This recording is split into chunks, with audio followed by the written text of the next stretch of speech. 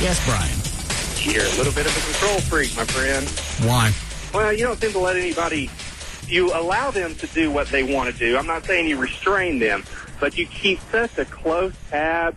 If they don't do it your way, there's repercussions. Well, I don't know if you've noticed or not, Brian, but my needs and my wants also come into play in a relationship. And if I don't like something, I have every right, and I owe it to myself to say, I don't like this, and I was happy when this wasn't going on. I agree. You're a single man. I agree. No, you shouldn't have to put up... Well, that doesn't make me a control freak. I have feelings, and I can... Brian. Any of those guys in that studio right now disagree that you're a control freak? Hold on a second. Who wants some of this? No, I don't. See? Tyler Cox, program director for KRLD, resigned. Will there be an interim person taking his spot? Yes. Would you like to ask a question, Dan? Are you going to be the interim PD at KRLD? No. Oh, my God. No, you're not. Ben Dover works for you. Oh, no. No.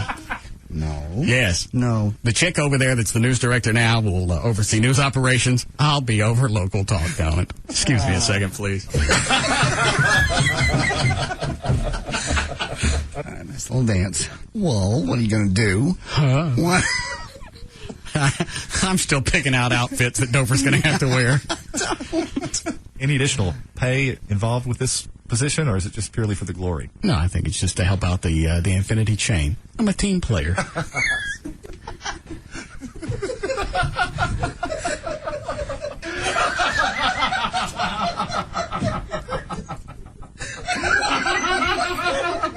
Did I miss something? I don't know. They just asked me if I was going to get any extra pay for the KRLD thing. I went, no, it's just to help out. I'm a team player.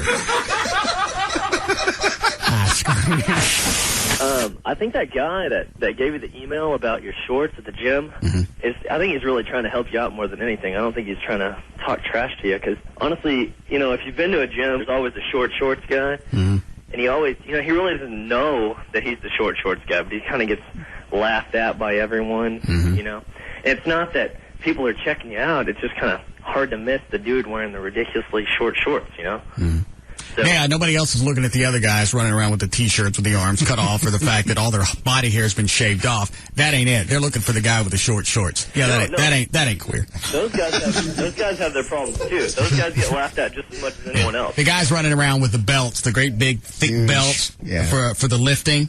They're not doing anything. They're just wearing the belt. Guys are wearing the belts, laying on a bench, lifting stuff. Right. Oh, that's just as goofy as the short shorts. I agree with you. And like wearing the under. Well, I'm sorry that I wasn't planned for the whole GQ thing when I go to the gym. I throw on shorts, I throw on stuff, I make sure my business is covered up, and I go work out. Well, you might just want to, I don't want to do anything. Okay. When you're fabulous like me, you set the stage. If I want to bring short shorts in, I'll bring them up. I'll pull them up past my crack. I'll walk around in the gym every Saturday with my camel nose hanging out.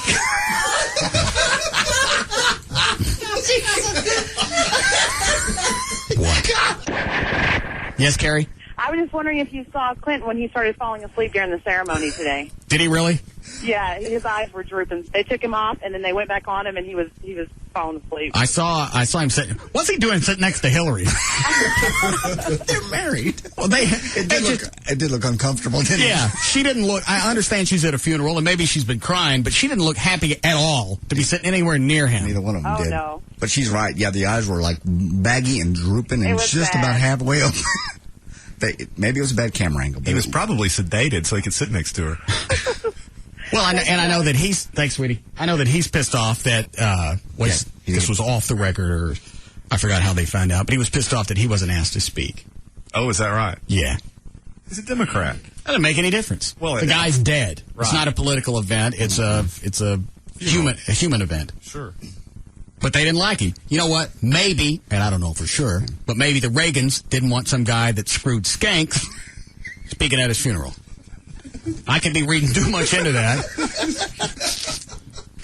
Maybe the Reagans didn't want some guy who would take a stogie and cram it into a fat chick speaking on his behalf. The Russ Martin Show.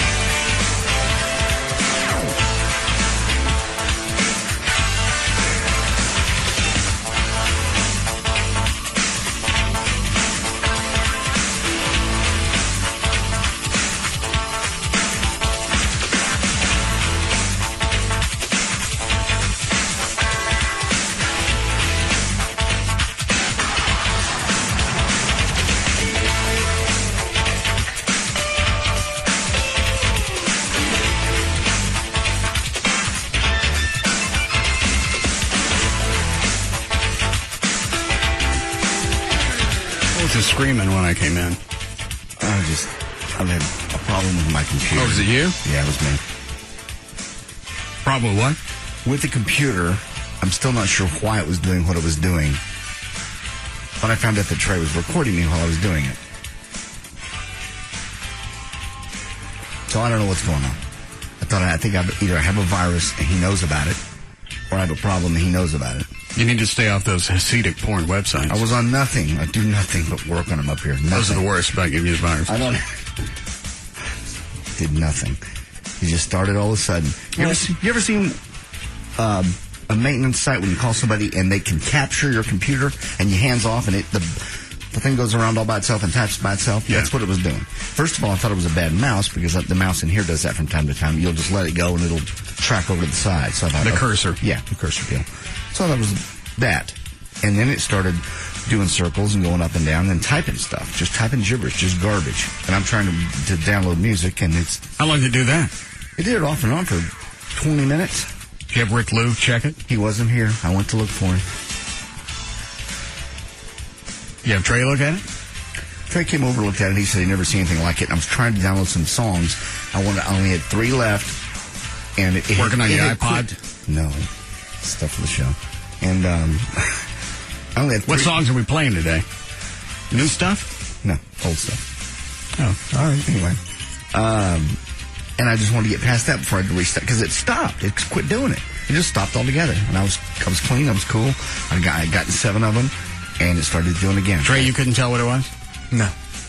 He just thought it was funny, I guess. That I was screaming, having a fit, and throwing things on my computer. Well, JD. Yes. We had one of those moments. Oh, did you? I even went, do not pull up effing Dan Lewis on me right now. I have no spirit for it. How long was he going off, Trey? Oh, gosh. A solid 10 minutes. It would go off. That was the deal. It would quit, though. I don't have a clue as to what virus does that. I guess who knows about viruses. It just goes off and it goes on, and then it starts again. Do you have any personal information on that computer? No. Then don't worry about it. Well, just a bunch of files and stuff. I think everything's backed up on flash drives and mini disks. So when you bring a flash drive in here, you're going to spread it to the virus to my computer. Does it work that way? Yeah. Can you put a virus from a computer? Well, yeah, you don't know where the virus was stored. Could be on the hard drive. Could be on the flash. Well, take my flashes out of the deal. You already stuck my computer in here. Well, take it out. Now. You haven't looked at anything yet. You haven't opened any of my files. You don't give me some kind of digital clap. Digital clap. Pull it out now before you open any files. Because if you haven't opened the file... I've already opened them. I looked to see what you had. You got all the Fisher to Berry backed up audio on here. Yeah. Hillary, Sharon Stone. Already looked at it all. Well, then get Rick Lou in here and have him look immediately. Because I had no idea you could transfer to a flash drive. Hold on. Yes, Jeremy. Hey, man, it's he's got VPN on there. Somebody's remotely accessing the desktop from there. That's what it looked like, because I've had the maintenance people do that before. How do you do that without authorizing? Because I've got that on my computer at home. It's like PC to PC, and you have to PC anywhere will do it. But it's down in the bottom right corner where your clock is. You'll see a little black box that says VPN on it. That's one of the main people that does it. Just go in there and click it and close off all the other clients, and they won't be able to access the machine anymore. How are they able to get the software on there if it wasn't there before? Somebody loaded it on there and basically probably has a laptop over in the other office controlling your machine, laughing at you. All right. Thanks. I'll go look at that during the break. Why would somebody do that? I don't have any enemies up here. Well, in your computer, password protected? Yes, it is. It locks. Is it not? No, it locks after about 3 minutes. But what's your password to open it back up? I'm not going to tell you on the air. Trey? New user 3. You bastard! I gave you that a week ago because you were working on some files. Is that really it? Yes. Oh, for like 3 years it was just password. Yeah. He finally got smart.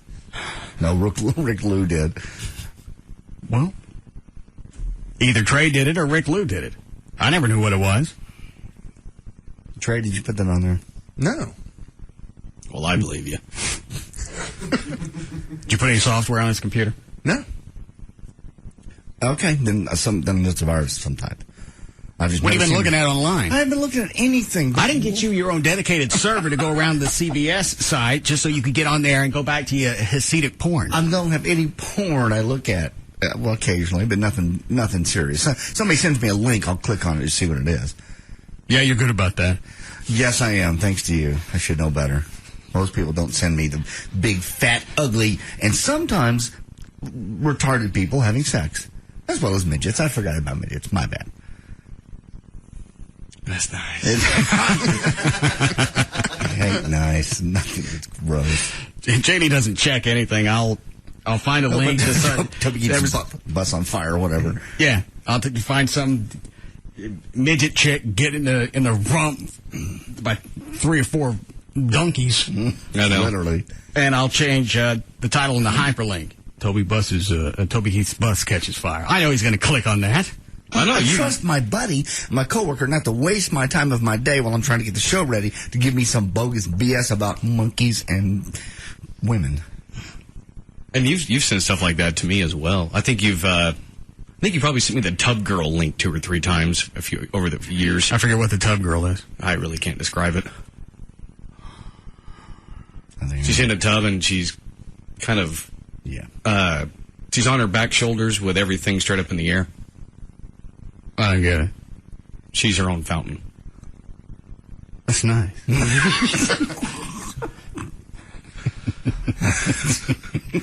Before JD even opened that link where I sent Toby Keith's bus catches fire, he called, who's the road manager? I called David Milam, his road manager. Called him first. I went, dude, where are you guys and where's the bus? And David picks up the phone. He goes, well, the buses are in Dallas, but one of them's in Oklahoma, so I don't know which one you're talking about. I said, I have no clue. So he's on the phone calling people, asking which bus is on fire. Calling up Toby, well, the buses caught fire.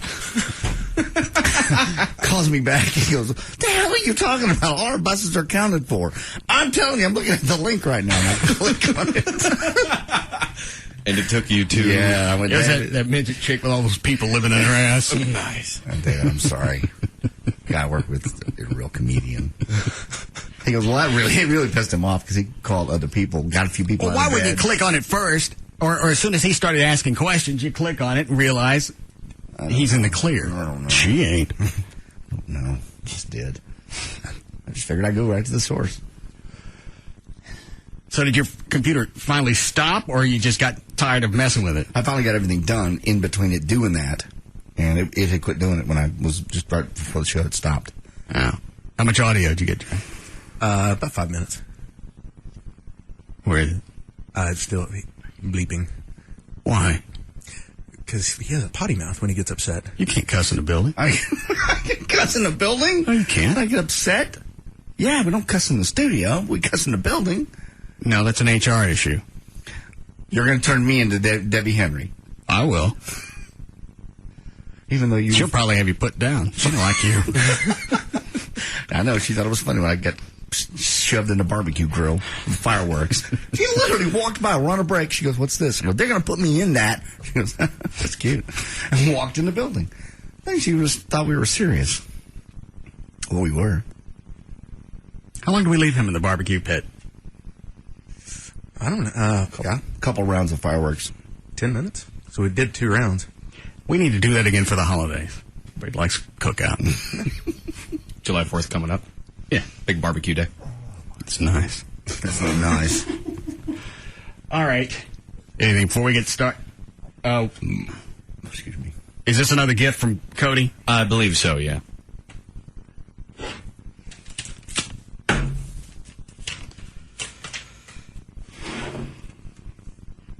It's another thank you card. I know. Every time he stops me in the hall, he goes, "Dear Russ, get my card," because I want to make sure he got it. I said, he read it on the air. Okay, cool. How could he be so gracious about me knocking out the rear window of his car? You brought him into the show. You brought him into the little pack. And you didn't have to go to the extent that you did to get it fixed.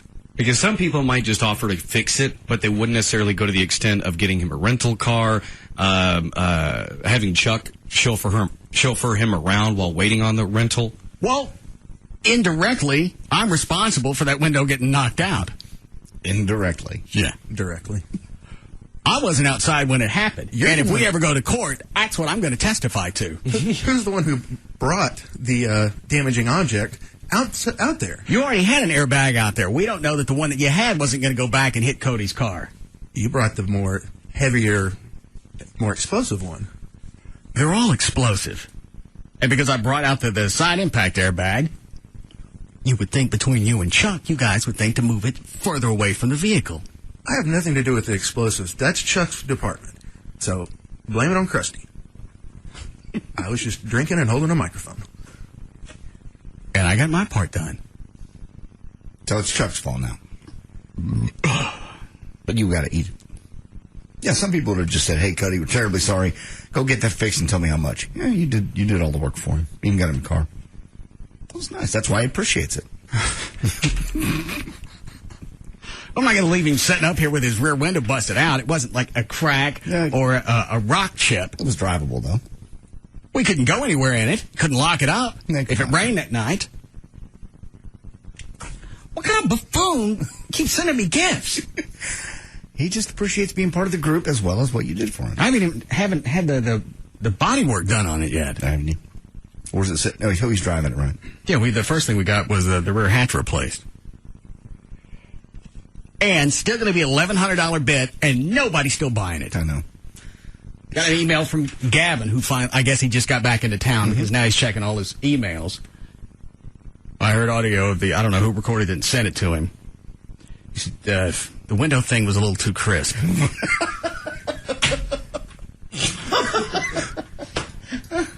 Okay. So you're saying that you did it too well? Yeah.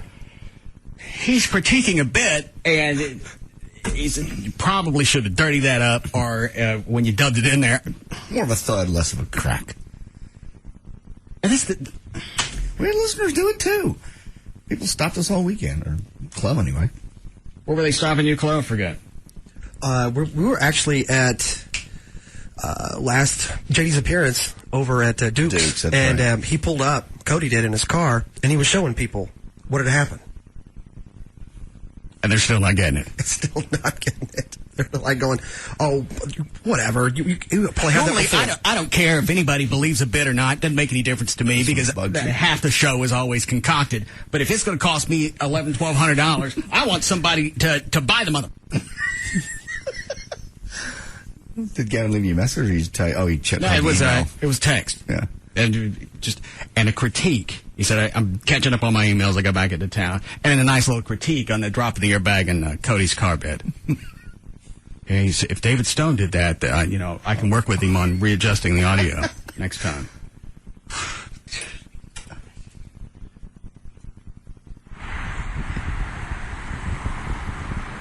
I heard the gate. Is somebody leaving? Yeah, they just left. Oh, all right.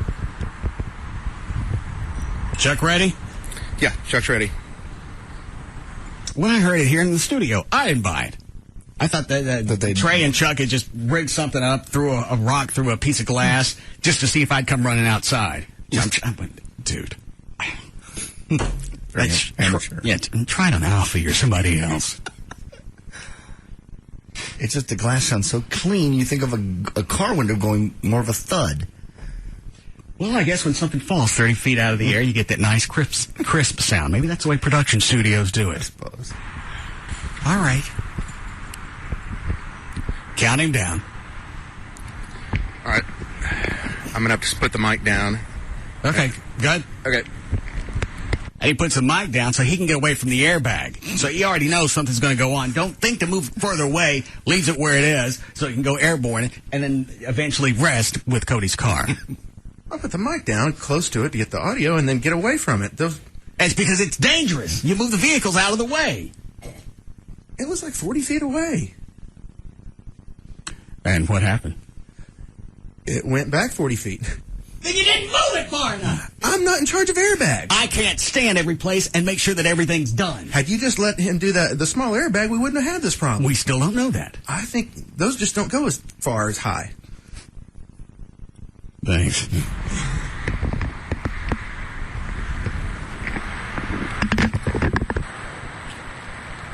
right, Chuck, are you ready?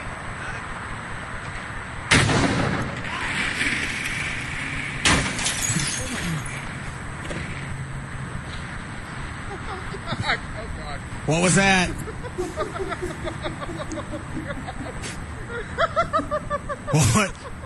What was that?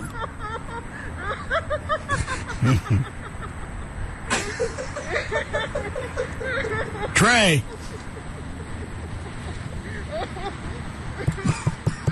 Hello?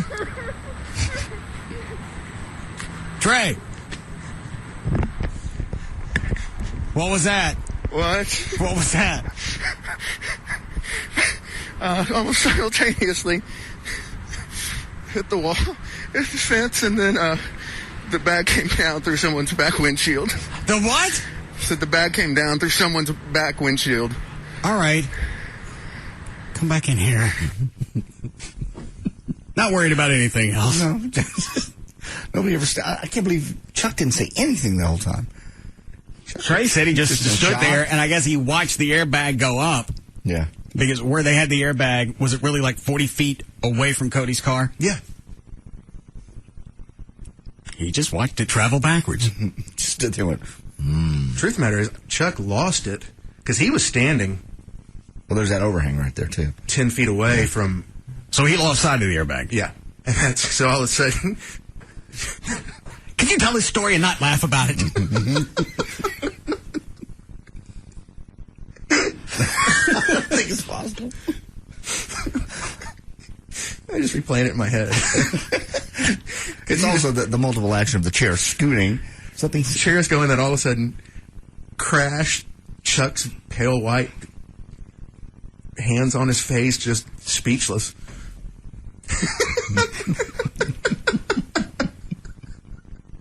Stop it.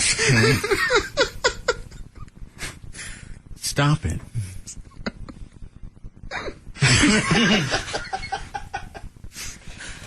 Let me read the card from Cody here. They got me a small bottle of wild turkey. I'll drink this. No. But thanks for the one-word response. Sure.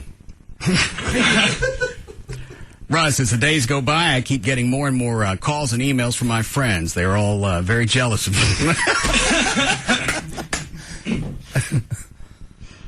Did I even know who Cody was before we bashed his car? You'd seen him. I just don't think you knew his name. I think you did.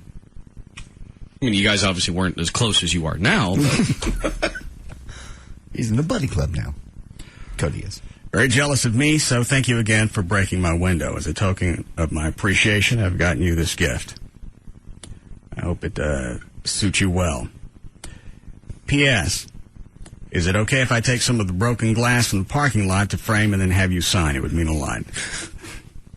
Thanks again, Cody. He doesn't pass me in the hall without mentioning it. In the evenings after the show, during the show, whenever he's here. That's not a very big bottle for that much appreciation. That's a lot of appreciation from him. He doesn't make a whole lot. It's 101 proof. Herb Keller used to drink that. They used to have that on Southwest Airlines jets, and the only reason we had it was because Herb drank it. So I had some once. Holy piss. I don't know what they do it to make it taste that way. No offense to the Austin Nichols company who makes this, but holy piss. Piss. Well, quit drinking it if it tastes bad. I can smell that over here. Can you? You want some? Sure. This has, that's got, I think I've had this before. It's got more of the casky taste. Yeah. You smell it? Mix is good with like a 7-Up or probably be good with ass.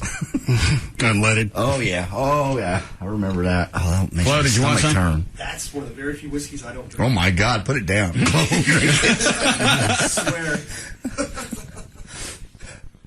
But I'll remind myself why I don't drink it. Why? I said I'll take a drink. I want to remind myself why I don't drink it. Oh. But I'm serious. That's one of the very few whiskeys that usually when people are here buy me a shot of, I'll refuse. Chloe and I used to drink Southern Comfort a lot just because the kind of the orange taste and it would mix with the Dr. Pepper. Mm-hmm. I got sick on it and stopped drinking it, didn't you? Yeah. Oh, yeah. Just I'll mix it in shots and stuff, but not straight anymore. God! Jesus. Yeah, no offense. But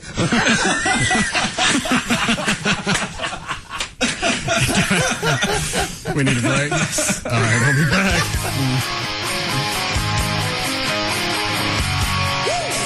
We'll be back to the Russ Martin Show.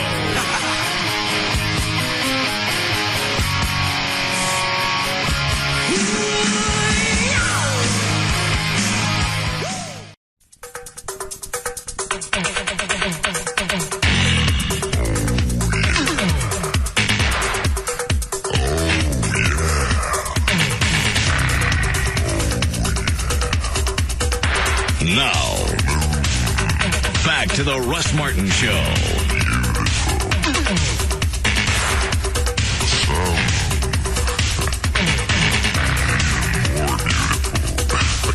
Call Russ, who is impervious to all that surrounds him. Now at 214-787-1053. Hi, Gail. Hi, Russ. What do you got? I have got Music and Arts Center and a lot of slow traffic on LBJ. We've had several problems that all have cleared. The latest to clear was on eastbound LBJ at Welch Road. It's backed up to Simmons, but it pretty much stays slow once you go past there towards Central. In the Canyon area on I-30 westbound at Akron, they just cleared a crash. It's backed up to Dolphin. This also created some slow traffic on Central. Southbound 75 is heavy from Knox Henderson into downtown. On I-35 South RL Thornton, southbound at Stainer, there's a disabled vehicle in the left lane. It's heavy from Clarendon.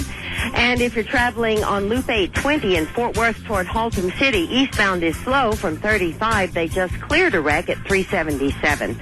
I'm Gail Lightfoot on the Russ Martin Show. It's Gail, all right, mid-70s for the lows and then mid-90s all week, all the way through the weekend. Matter of fact, no showers. 89 now at Live 105.3. How much did you get edited? About 3-4 minutes. Okay. Where is it on your flash drive? Daily Audio. JD Computer Fit. Let's see. There it is. What the? Are you having problems on the internet?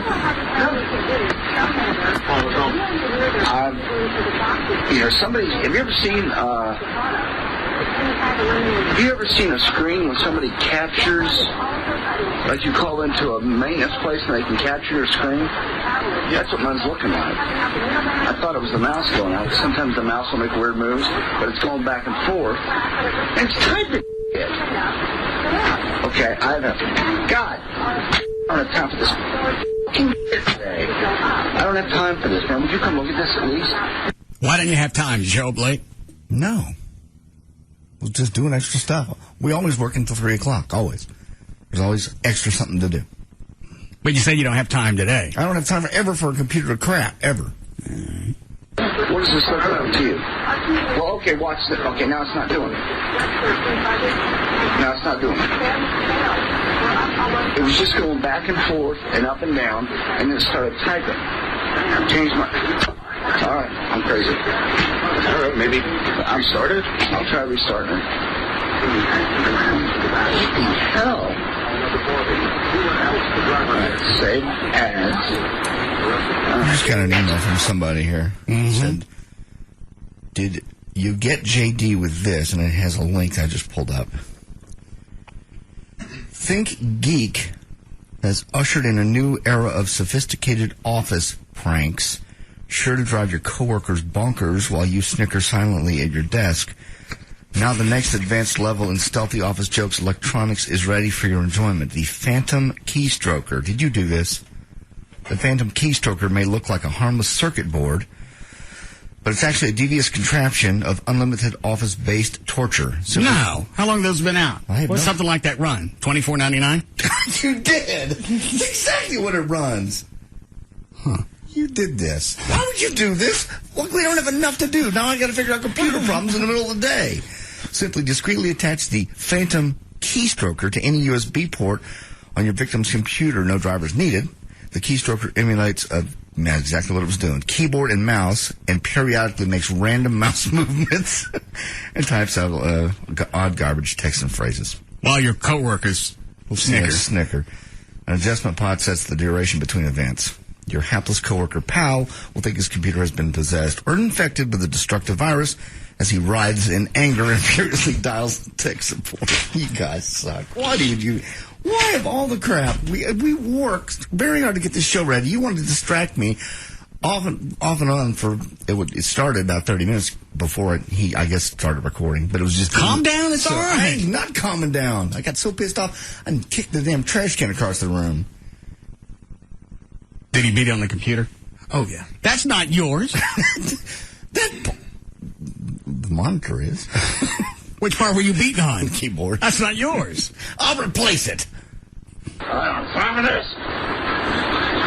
Remember, betting fails.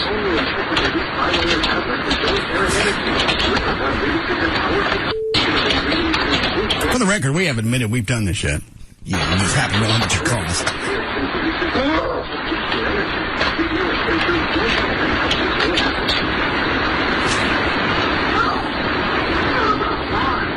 All right, it's fine now.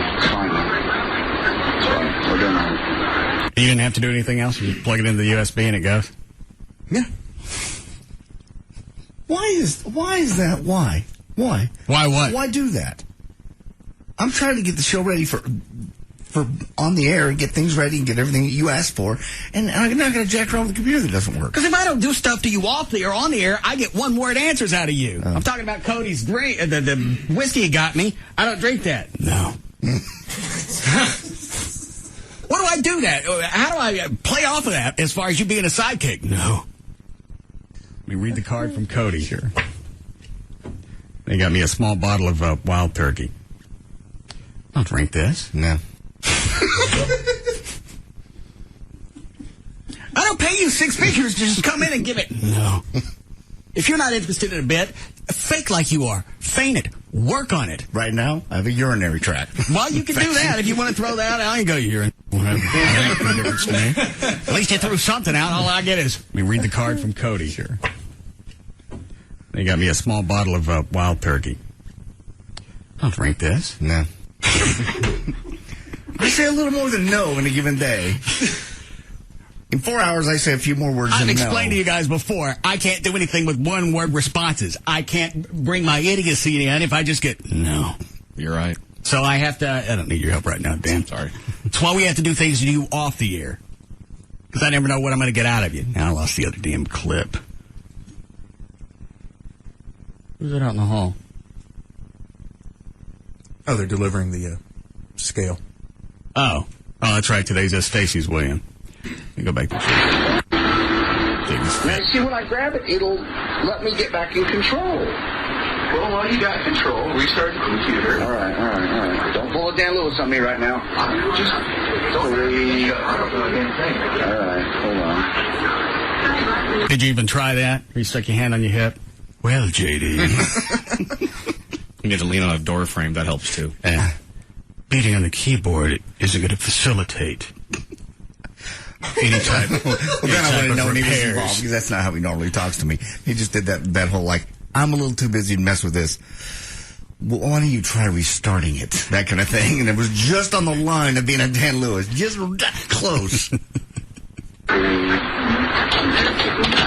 to try to get through this before I restart it.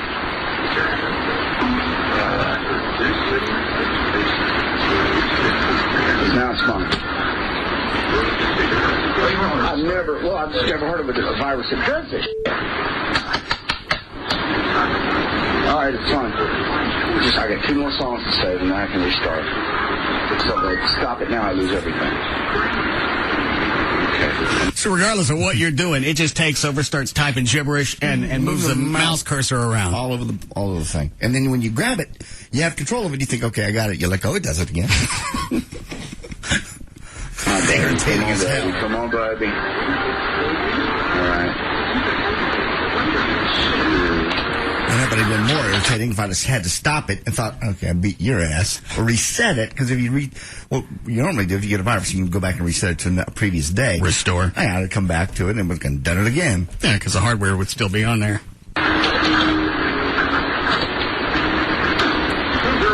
Trey's the one that found that online, by the way. Thank you, Trey. Appreciate it. You're welcome. Come on. Okay, it's fine. Does this fit get any worse on here? Yeah. Oh, good. Well, it's obviously got some issue that Rick can look at later. All right, one more.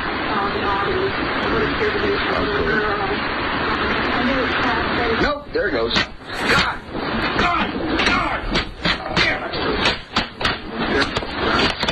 Is he slapping the keyboard? Uh-huh. That's not yours. I'll buy you another one. But I'm banging the mouse, too. I'll buy one of those. Okay, I'm just down to one, and now it's typing. It's typing again. What's it typing? It's just typing gibberish. I've never seen anything like this in my life. I am trying to type a letter, and it's typing just garbage. How's it just typing? I don't know. I'm pushing buttons, and it's pushing buttons, and it's coming up to garbage. How's it moving the goddamn thing by itself? No, what were you looking at? I wasn't looking at any. Smart ass. You knew what you were doing. You were torturing me. The other thing that will twist JD off in a situation like that is if you tell him, well, that's impossible. There's no way that could be happening. Then he'll start. It's happening. Come here, look at it. I drag. That was one thing. At one point, I dragged him over. It stops doing it just as he turns the corner. I wasn't looking at anything. All right, I'll get this one to save, and I'm done. It just goes in spurts. Okay, all right, that's it. So I can. Cool.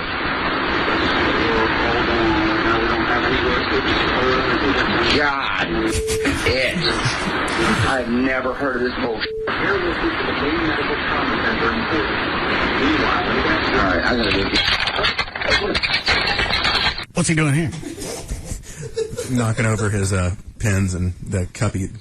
I got to go get Rick. Is that the way that you deal with problems? No, I just did an accident, knocked over the cup, and it went. They all went behind the computer screen. That's when I saw the recorder. I just figured he was recording me because I was having a fit. God, it. I've never heard of this bullshit. All right, I'm gonna do it. What are you recording? What are you recording? Oh my, what are you recording? Why are you recording me? What did you do? What did you f***ing do? That's not funny. What are you doing? Well, here's your threw the recorder across the room. That's not yours? It is mine. He took it from me. It's always on my desk. Oh, is it his recorder? Yeah. Oh, bastard. I'm going to use my own damn recorder.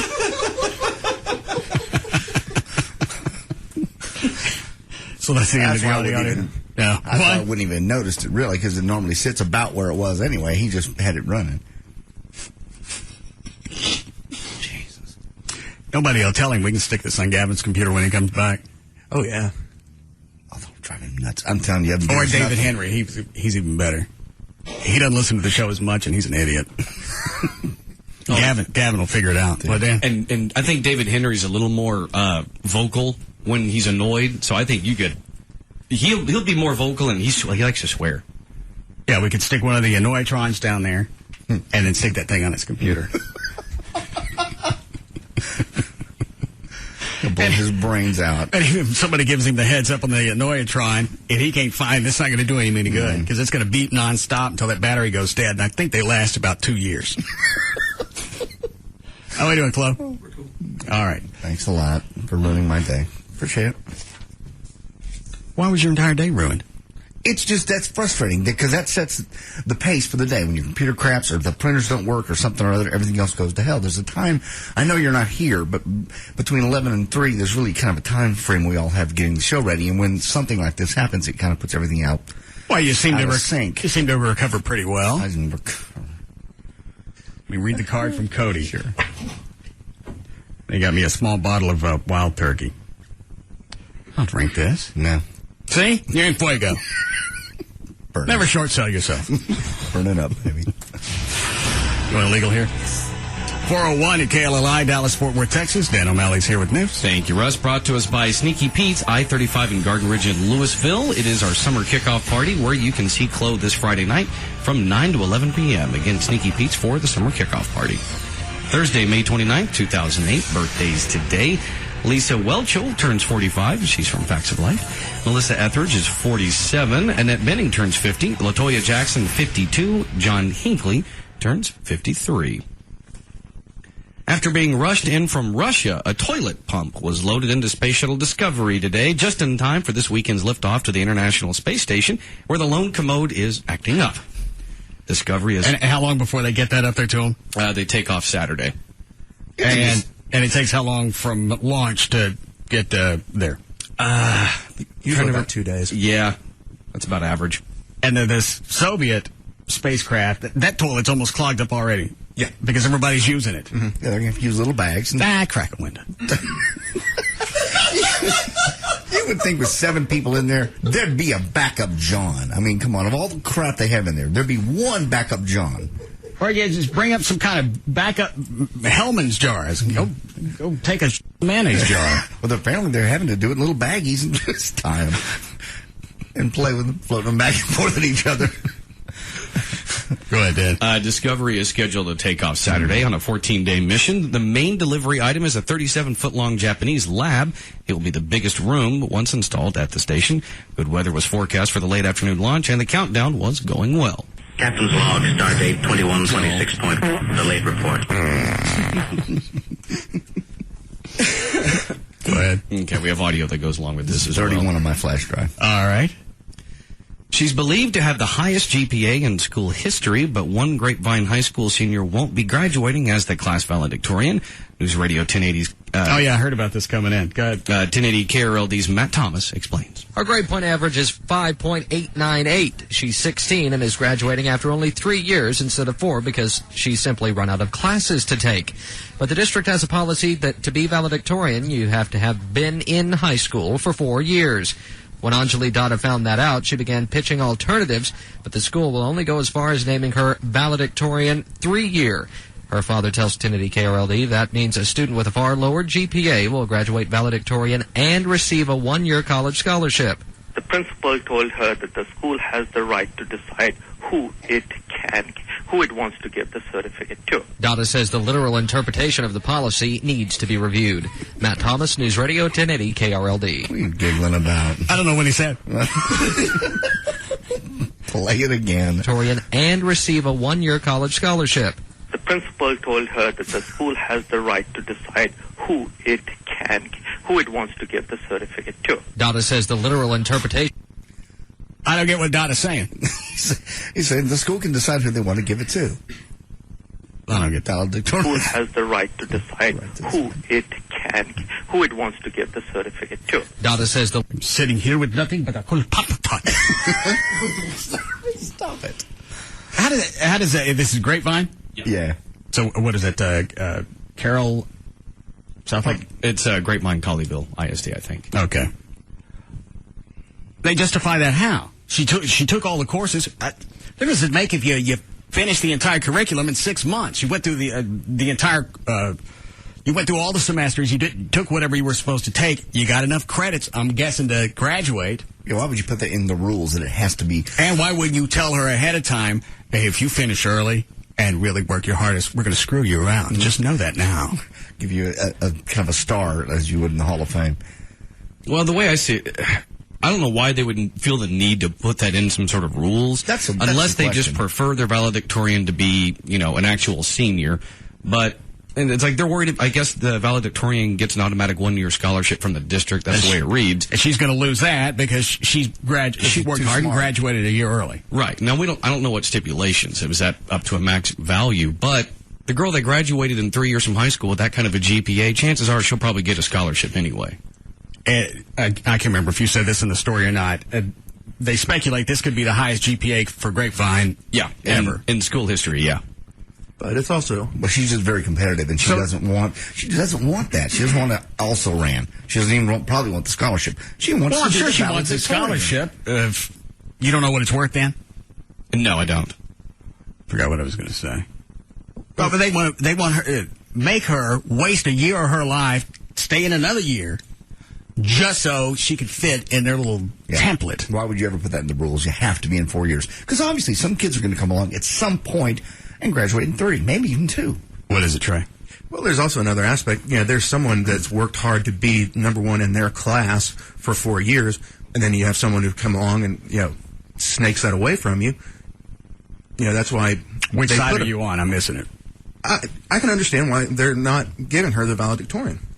She's been in that school for 3 years. She took all the courses. It's not her fault she's going to miss the last year because she went through everything. But there's someone that has worked really hard to be the number one of class of 2008. But it's taken the other one 4 years to get it. This chick did it in 3. She wins. She can be, class of 2009 valedictorian. You're talking about which one? The junior that they wants to graduate early. So you may give it to her next year? Yeah. She'll be way past high school by then. She'll be off into college. Without a scholarship. Probably in her second year by then. Dan's right. If she's this smart, she's going to get a scholarship wherever she wants to go. But I understand where you're coming from, Russ. It's the principle of it. But it's in the environment where you get kids coming out and you got a good portion that can't even pass third grade math. You've got somebody that worked hard like that. I don't care if she's been in there 3 years or 3 months. If you went through the entire curriculum, you got the GPA, you got all the credits you need, let the chick go. She's met all the requirements short of making her waste one more year of her life. I wonder if their attitude is, hey, you know what, you're screwing the valedictorian that went through the 4 years, and that is our rule. Maybe we'll change the rule next year, but for this year, the rule says you have to be in school 4 years. That might sneak up on. Yeah, you keep moving it. I try to move it an inch a day. Yeah, Corey. Yeah, Russ, I was just going to let you know, a one-year scholarship's typically for a state school, and it's usually worth up to $25,000. But I was watching on the news last night. I saw the report, and she's getting a full ride to UT Austin in a biomedical. So I think they're just complaining to complain, in other words. They just want the bragging rights then. Exactly. And why not? Thanks, Corey. Well, you got a lot of kids who couldn't care less. I inched by as much as I could just to get out of high school. Well, you're not this kid with almost a 6 either. That's what I'm saying. I mean, yeah. Why not reward her with something? As opposed to saying, all right, you know what, we'll make a notation that you finished in 3 years. Congratulations. And your GPA is also admirable. There'll be no scholarship for you. Because the rules are 4 years. That's the rules. Maybe we'll change it someday. This year we have to screw somebody else to put you up. You're not screwing anybody else. Screw the valedictorian who's going to actually get it from the 4-year valedictorian. They're not going to be the valedictorian. There can't be 2 of them. Well, that's why they only have 1. So whoever was going to be the one with the GPA, and they get to be valedictorian. You let the other one be co. Well, you get the one that followed the rules of 4 years. It's in the book. If it wasn't, she wasn't following the rule of 4 years. She's too stupid to make it in 3. No. Oh my God! As if the girl with the highest GPA in school history finished in 3 years is some sort of rabble rouser for finishing in 3 years instead of 4. Troublemaker. Not staying around here. Yeah, the other one is not necessarily going to be valedictorian. She's not necessarily following the rules. She just couldn't finish in 3 years like the other chick. Most people go in 4 years. That's why it's in the book. Well, they're not going because if somebody had told me I could have gotten out in 2 or 3 years, I'd have worked as hard as I could to get away from that crap. This girl just But because I thought I had to stay the entire 4 years, I did as little as I could. You certainly did. We've seen your transcripts. That was college. Different story. I'd actually Not really. I would be curious to know, and I'm going to try and look it up, as the guy called in saying that the girl with the highest GPA who wasn't valedictorian got a full ride to UT. I wonder if the school knew about that full ride before all of this, and maybe that's why they gave it to a 4-year person that didn't have that same opportunity. Even though it's in their rule book, I could see them looking at the situation. It doesn't make any difference. It's not going to change anything for me. No. Of course not. It's just for I think I graduated in the bottom third of my high school class. That's odd, too, because you are bright. I'm a fool. No, you're not. You're really not. I can't look at a problem, especially on paper. I don't like problems on paper. That's too ethereal. That's normally where they put them. It's called a test. That's hard for me to figure out. I like things that are 3D that I can actually slam together until they fit. Well, that's the way a lot of people think. It's a matter of the way you think. That's why there's guys that I went to high school with. We hung out together, so we had fun. One of them went off. He designs airplanes for whoever it is over in Fort Worth that makes airplanes. Lockheed Martin. Those guys. And I'm, on the other hand, a babbling idiot. Trying to figure out who builds planes in Fort Worth. And he listens to the show every day, shakes his head. That idiot! How's he on the radio? What do you think he makes? I have no idea what Joe makes. I have no clue. Probably. I'm going to guess, wild guess, 80. That's funny to you, ain't it? Shut up. You don't know what I mean. What are you looking at, Dan? I'm just on Channel 8's website trying to read through their story. To give you an idea how smart Joe is, remember when we blew up the airbag? He actually sent me a schematic and figured out that he drew himself? The dynamics of the airbag, how far it would have to go up and at what angle it would have to come down to travel 40 feet in 3.5 seconds. I'm not kidding you. That same day, he sent me a schematic of how it had to happen Well, I know how it happened. No, Chuck shot it in the air. The wind caught it. It blew it through Cody's windshield. But had Joe been part of our show, he could have gone, this needs to be moved 3.4 feet that way. Well, we didn't have a wind gauge out there. We didn't have some cock spinning in the wind figuring out which way the wind was blowing. I know. There were cocks out there. Nobody knew what was happening. Everybody was drinking. We need a break? Yeah. All right. What? Oh, it's not that. The girl's actually 14.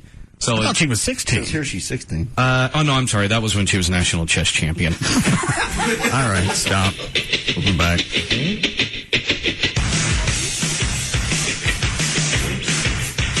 We'll be back to the Russ Martin Show.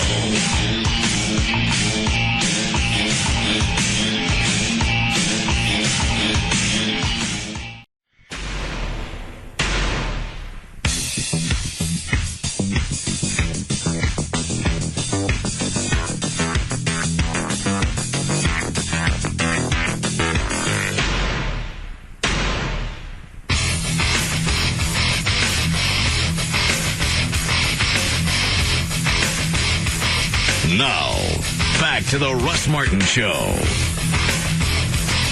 Call Russ now at 214-787-1053. Does Dan have the story in the news? I don't know if he does. I think they do. No, until I get it to you. Who's got it? Trey's got it. Go ahead. Story is... Give me that. I don't want you to read that. Okay. These are actually follow-up stories. Here, Dan, you give it a shot. Let me clear off my drool.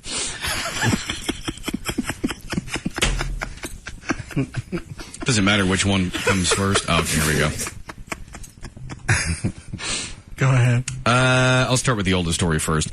18-year-old Stephanie Woods was in court for a hearing, but it was postponed because her attorney didn't show up. Woods and her friend admitted to stealing $164 from a Girl Scout who was selling cookies outside a Winn-Dixie store west of Boynton Beach. She was already on probation for beating up her boyfriend and violated that probation. The small crime became big news after Stephanie and her accomplice made some brazen comments about the crime to a TV news station while recording. Why were they talking to a TV news station? Why were they talking to anybody? They had them out in the parking lot. They were just blabbing away. That's the audio that Trey has. It's really unbelievable. It's almost like they wanted people to hate them.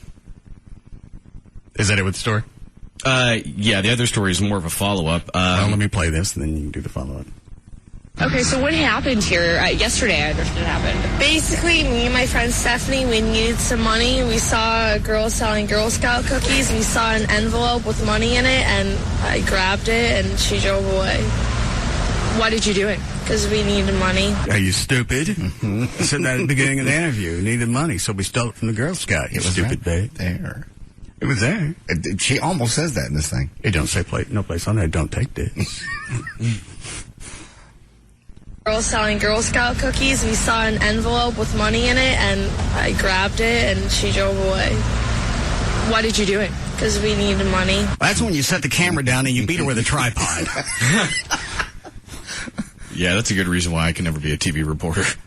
It gets Okay, so what happened here? Yesterday, I understood it happened. Basically, me and my friend Stephanie, we needed some money. We saw a girl selling Girl Scout cookies. We saw an envelope.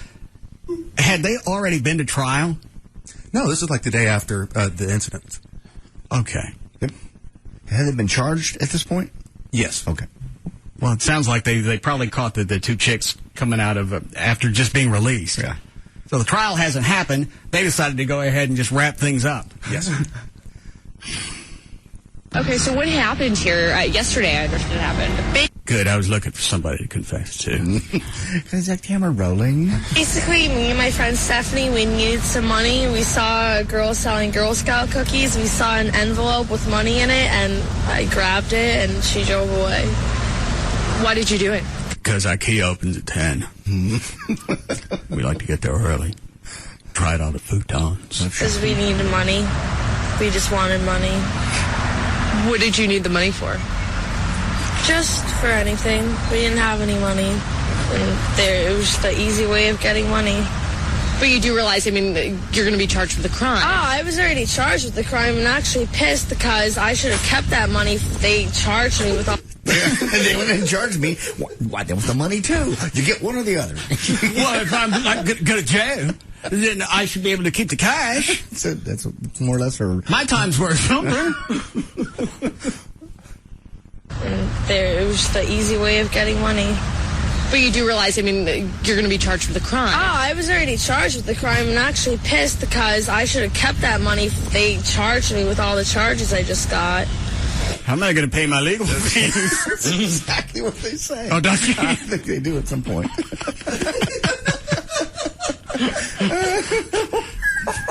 I think this is now my favorite audio over the chick, the North Carolina chick. South Carolina, Miss South Carolina. As such. We were going to buy like maps and such and help the South Africans so people could find out where they are on the map and realize that they're poor. As such. But does it worry you? I mean, that you committed a misdemeanor? Well, there's something I can do about it. How old are these kids? According to this one story, one of them's 18. Which I now, find but almost hard to believe. And they're hot. I mean, they're relatively good looking. How does that come into play? It's just weird. Just you think good looking people don't steal? No. Good looking people are usually smart? No, I didn't mean that. It was just odd to me. They weren't like... Poor people are ugly. No, I just mean they were dressed... Poor people steal. They had their hair up. Normally, just skanky people steal from Girl Scouts, I think. That's what you normally think of. You don't think of somebody who looks really like she came from a middle to upper class family would be stealing from Girl Scouts. Maybe they don't get the allowance. Possibly. And they just wait for the Girl Scouts cookie season to come around every year. Yeah. To stock up. And I needed gas for my Hummer. I think one of them just says they did buy gas.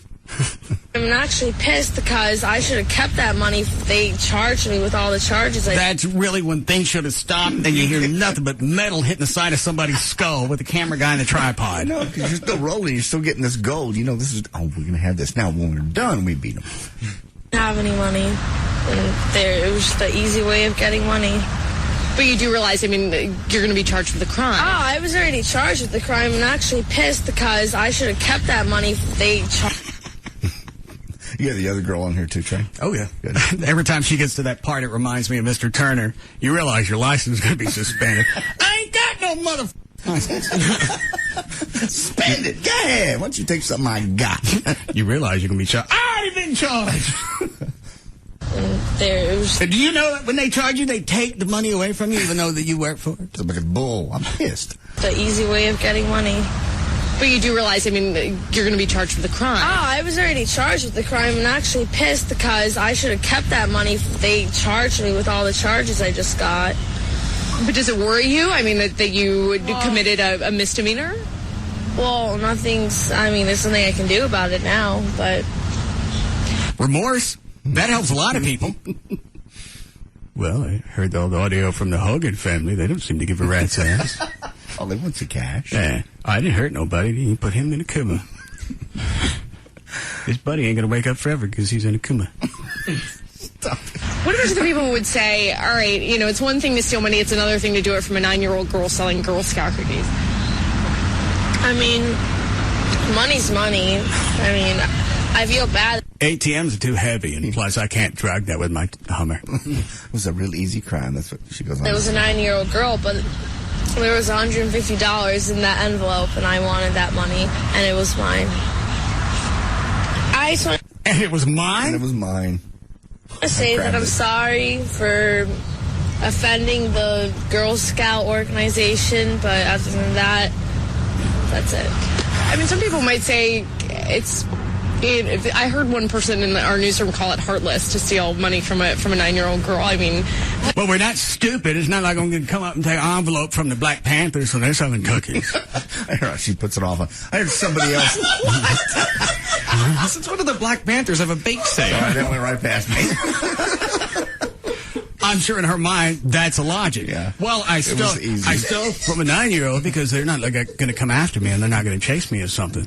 But if you steal from the Black Panthers, their cookie money, they'll come and get you. The Black Panthers aren't the PTA. Again, I'm trying. Step in there. I'm surprised she doesn't throw that out. Well, we took from a 9-year-old because they can't come get us. They're little and they're slow. And we got a Hummer. We got to win a car. They can't drive at 9. Those Black Panthers, they got the motorcycles. Don't be stupid, news lady. Who would you steal from if somebody gave you the choice? 9-year-old Girl Scout or one of the Black Panthers? Ignorant lady.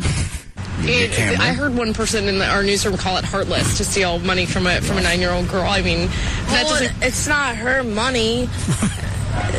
A 9-year-old girl was selling it, but it's not like she was going to make that money. So it doesn't really bother me. The only thing that bothers me is my charges now. What was the other crime that you had been charged with? Domestic battery. Pretty much, we just saw. What? Now you're switching to the other girl. Oh, I figured that out. What was the other? This just comes in waves. Yeah. Domestic battery. I beat my boyfriend up because he wouldn't give me like cookie money. Actually, in that same girl. I stopped stealing from me because he'd beat me. That's why we went out to the Girl Scouts. They're supposed to have some kind of honor where they don't beat you. What, Dan? In addition to this girl's Stephanie Woods, her domestic battery on her boyfriend and the cookie incident, before she was also breaking probation for walking out on a tab at Denny's. The audio clips, you don't want to keep playing because you know sooner or later it's going to stop and you're going to have this void. What if we can get them on the show?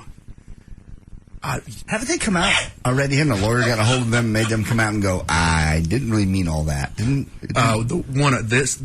second girl you're about to hear, yes. Okay. Because we didn't understand the question. No, she was very tricky with that camera with the light. We locked up. We thought it was the map question.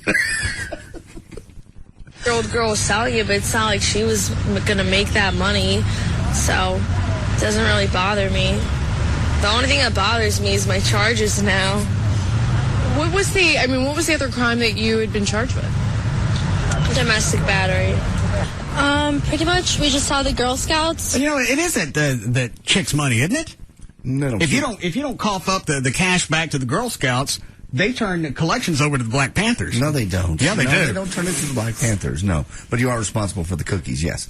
So, yeah, it is really technically that little girl would be charged with stop with the Black Panthers. No, that's a good idea. I mean, if you need muscle and you're the Girl Scouts, where do you go? All right, we got a 9-year-old on 6th Street. Yes? You got my money, mother.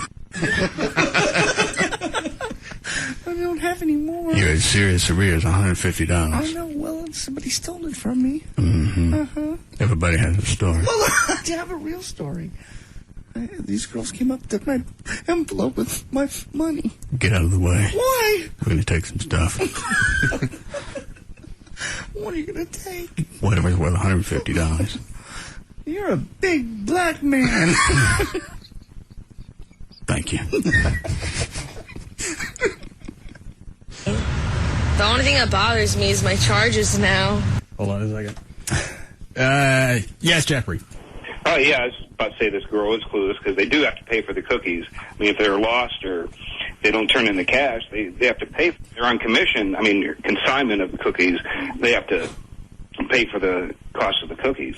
So it's not like she stole from the Girl Scouts and not that girl. Well, and still she's trying to use it as some type of justification. Well, it's not like it was her money. She's not going to be held responsible for that. I should be able to keep it. Yeah, but this girl has no sense at all of logic. No, and if she thinks the money's just going to go to the Girl Scouts Association. So in her mind, she's stealing from a big organization, not from a little girl. And she's 18. She sounds like she's about 12. Yeah, that's... Thanks, Jeff. What? No street smarts whatsoever, either one of them. And to walk up and confess fully to a television news crew. Yeah, if you're going to do that, at least make sure you're retarded. At least they knew to Well, it's like the guy that we used to buy all our explosives from. Oh, Lord. He got caught blowing up dumpsters in his apartment complex. The news team comes out. And they ask him, were you doing that? By chance, were you responsible for these fireworks going off? Sir? I like to make a loud noise sometimes, you know? You do? Yeah. So you did set these I did off. set these off. I apologize if I bothered anybody, but it was just to make a noise. You could have hurt somebody. No, I couldn't have. I was very, very careful. All right, his defense. He's remorseful and he's retarded. So those are two reasons that you would justify get probation and be a little softer on you in court. But you go back to these chicks, no remorse, and it's I'm just They're pissed off that they have to pay now for the charges, and you took the money. Why do I have to give it back? It's ridiculous. I took it, which means I earned it. You go back to the cut. Okay, so learn now. Why did you do it? I was waiting outside of here, and me and my friend were like, charges now. What was the other crime that you had been charged with? Domestic battery. Pretty much, we just saw the Girl Scouts with their little table. So both of them are idiots. They're going to both talk. We get to be on the television. Mm-hmm. All our friends will see us and see that we're entrepreneurs. We'll be stars. They'll all want some of our money. And after this interview, could we have a copy for the YouTube? No. How about MySpace? And me and my friend were like, let's get that money that's in that envelope. Because it was just sitting on the table, and it was her and her mom, and her mom wasn't really paying attention. She was yapping to some... So we were actually trying to teach them a lesson. It's something valuable. You keep an eye on it. So we've helped the Girl Scouts of America. They said thank you to us by arresting us. Now they got all these charges. They got no cash. Lady, and the girl was just standing there by herself. And so my friend goes into Winn-Dixie. I was waiting outside of here, ready to leave. So she grabs the envelope, she snatched it really quick, she ran to my car, and we left, and we parked, and we split the money. What did you... Ladies! It's a big heist. This is the best chance you got to drop dime on the chick that took the envelope. I realized what she had done when we got back in the car, and I said, I told you not to do that. Do you think for a second these girls thought that far ahead? Would you really? Anyone would be in front of a television camera, not too bright. They're not going to think of a story. Well, just because the first one's justified in this. Well, the first one's already said all these things. The second idiot had time to go back and think of a story. I'm gonna drop dime on her. I'm gonna sell her out. I hear that all the time on the rap songs. Drop dime. Yeah. Do it. Who doesn't like money? I don't know. But it's a crime. I know it's a crime, but it was an easy crime. It was easy. It was sitting right there. Come look Black Panthers. There's a lesson learned now, but I didn't think I was going to get caught for it like that. I wasn't really aware of the cameras or anything. I didn't think about it. Didn't really think. What's the lesson you say that? Oh, is that how they caught him with security cameras? Yeah, I think so. I love it. And so that's the lesson that we've learned is people watch you, even when you don't. And so never do anything stupid in front of a camera. What's that thing you're holding? What is it, Dan? Basically what JD was about to say when she says, oh, and we really weren't thinking. You mean as opposed to now? We've thought this through. Well, it's like a lesson learned. All right, so you had to turn 16 or 18, be arrested, and realize that this is something that society makes they make an ugly face in the courthouse. For what reason she's upset is she got caught. That's the only remorse she has at all. I don't even think she's upset about being caught. It sounds like she's upset about having to give back the cash. Yeah. That you could learn out of this. Probably not to get caught, or maybe not to steal. Good work, Dan. Do you have any remorse about stealing from a 9-year-old girl? Right now, no, because I'm... That bitch got us in trouble. Step on that little Girl Scout's face. Everything was fine until she narked on us. Narc. Girl Scout narc. Probably turned out to be a cop. Narc. Cookie narc. She see if you can get on Sesame Street as a cookie narc. Or anything. I didn't think about it. Didn't really think. What's the lesson you say that you could learn out of this? Probably not to get caught.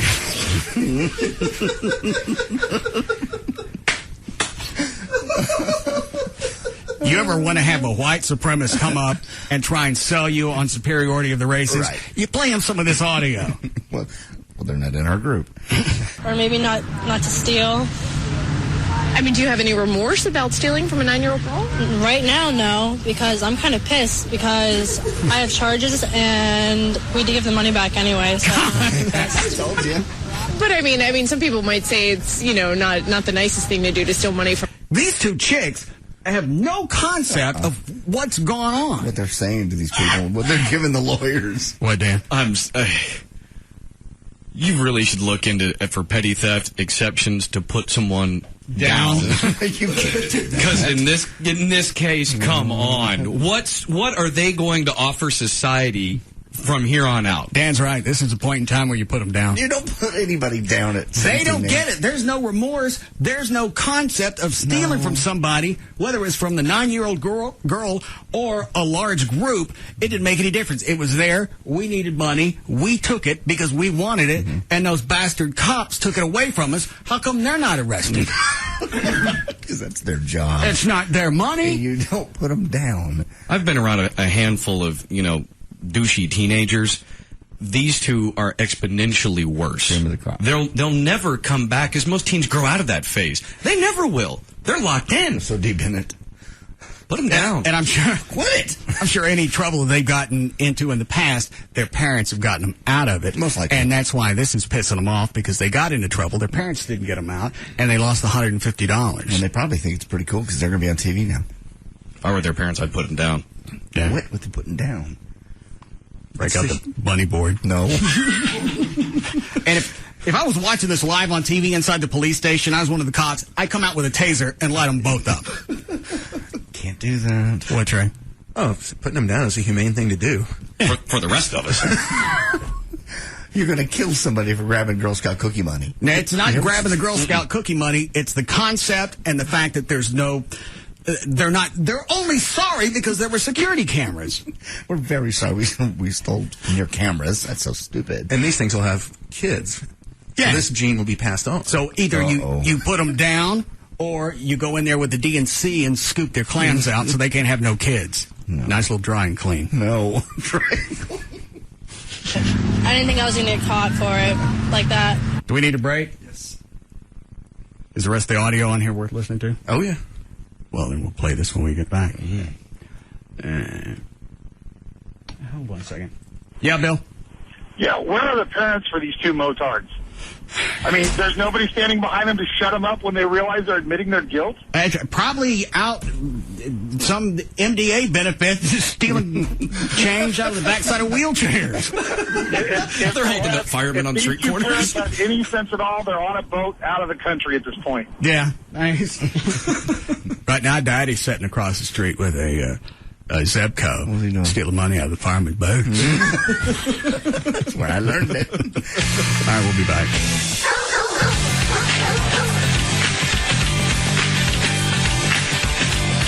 We'll be back to the Russ Martin Show.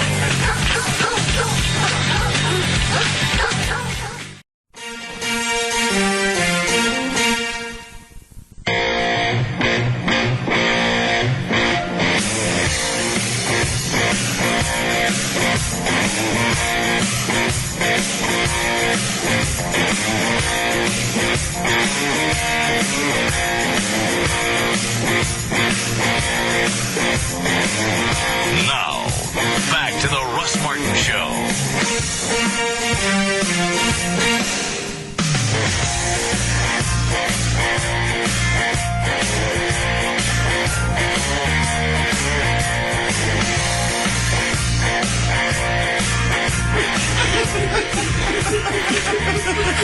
I was walking in. What happened?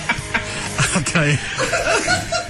After Gail does traffic, David Henry stopped by for a quick visit. All right. Of all the studios. Hi, Gail. Hi, Russ. What do you got? Home Theater Store Modia and Don Davis Auto. On northbound 35 at Walnut Hill, you got the two right lanes blocked and a backup to Northwest Highway. On 635 eastbound before Josie, there's a stall vehicle in the left lane and traffic is heavy from Luna Road. In Haltom City on eastbound 820 at 377, that wreck's on the shoulder. Heavy from Mark IV Parkway. And in Sanger on northbound 35 past Old Pilot Point Road, that's FM 455. More than 500 gallons of liquid fertilizer spilled on the service road. I'm Gail Lightfoot on the Russ Martin Show. Thanks, Gail. Pretty much the same thing all the way through the weekend. Low, mid-70s for the overnight lows and mid-90s for the high and sunshine. We have 89 now at Live 105.3. All right, what happened? We'd have been too busy laughing to do it.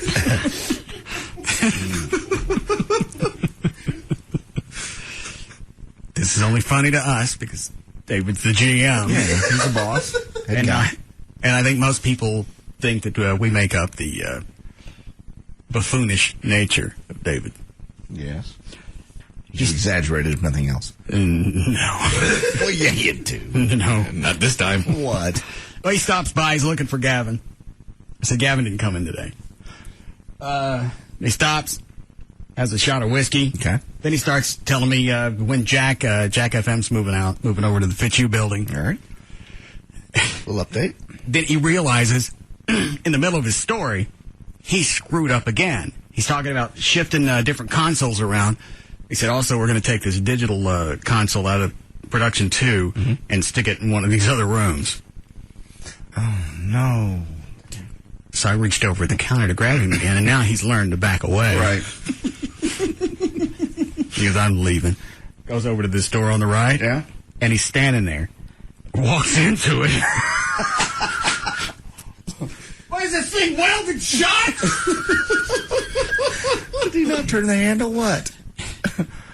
He didn't pull it. Oh, small detail. He's pushing on it for like 5 or 10 seconds. He turns around and goes, is it locked? He takes a step back and looks around the edge of the frame. I know they got the hinges on them somewhere. Welded shut. Wow. We couldn't help him with it because as soon as he walked into the door, Dan, Chloe, and I started laughing. It's all the same time I'm walking in because you guys just busted out the second I walked in the door. And Dan's right. He steps back away from the door, looks at it. Oh, okay. All right, this is not like a fake one. I need to recess. Goes up, tries to push on it again. And that's when he asks, he goes, is this welded? Yeah, David, you just walked in. We had time to weld it while you were in here. Why don't you give a tug on that bitch? Well, at least it wasn't a glass door. I was hurt. He is our boss. Let's be nice. Yeah. This is the man that handles millions of dollars a day. Door. Got an email about how you treated him yesterday. God, it's another one of them door things. Push, pulls. Got them all over the stupid building. Plus, we had to stick those little smiley face stickers on the glass doors. I got tired of walking through those. Turns around. I'll get this fixed for you. Having all of these taken out. And Dan's right. All the studios that he picked to walk into, he invites it. Yes, he does. Then he looks around at us when he can't get the door open. Like you're doing something. Well, he looks at us like he's trapped. Now they're coming after me. What are you going to do to me? It's worse than like the Black Panthers. What's the email? I loved hearing how you grabbed David Henry by his shirt, but isn't he your boss? How do you get away with stuff like that? I wish I could get away with that at my work. I don't think he knows that. He's your boss? Yeah. He does. There's a hierarchy here that you make them so much money, they're all afraid of you. They're afraid of you way up the chain. Now, technically, he's who up the chain? They're afraid of you all the way to corporate. I didn't know that. Oh, yeah. Oh, am I giving you more power? Great. Somebody shoot me in the head. What is it, Trey? Technically, he's your boss's boss. Oh, Gavin? Yeah. All right, go ahead. He's the GM, and you treat him like a... He's the top guy in this building, period. All right. I know what he does. I know who he is. All right. Well, then why do you treat him that? Grab him by the lapels, yank him across the console, and go, no, you won't. Why does he keep coming in telling me that they're going to do all these different things with all the digital boards that, according to him, they can't move once they're installed? Mm-hmm. And you can see it on his face as he's starting to tell me the story of moving jack and moving digital boards. That's when he stopped and realized it was time to run into the door. If I could vaporize that wood, but the best thing I can do is hit this door. You guys got hyperspace in here. Yeah, David, it's just right on thing. Grab it and I'll shock the hell out of it. What, Trey?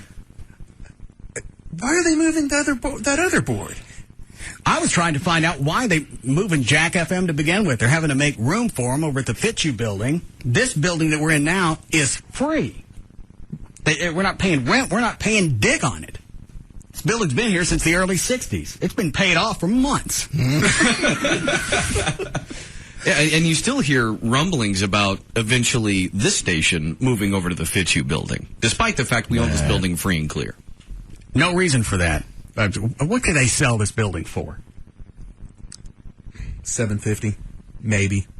Is that really worth it? Plus, they move all the stations over to FitU. I ain't going. Yeah, that's a lot farther for you. I'm not going. That's actually closer to my house. It would take me 5 minutes to get to work, but I would still rather come to this building. Plus, this is our area. I tried to buy the building from them before. Well, they wouldn't sell it, or what was the deal? I think they thought I was kidding. I'm sure they did. $750 for everything, the land and everything, Troy? Well, I'm not including radio equipment. I'm just the building. Well, and they can land. take all of that. All I need is the equipment in here. Leave the STL dish up in the back, get the signal to the transmitter, and they're done. That way I don't have to see anybody. And we don't have free range in the building. Yeah. The rest of this building would be absolutely vacant. We had talks before about putting a go-kart track up in the sales area. Oh, Lord. Oh, and we could disengage all the smoke detectors. Yeah. Oh, I'm going to smoke up a chimney. Cannon. Put some exhaust fans upstairs so we wouldn't die from asphyxiation. Great big exhaust fans, like they have in warehouses. Yeah. That scares me to be in this building, just us. Part of the reason I think we haven't burned this bitch down. You can stop there.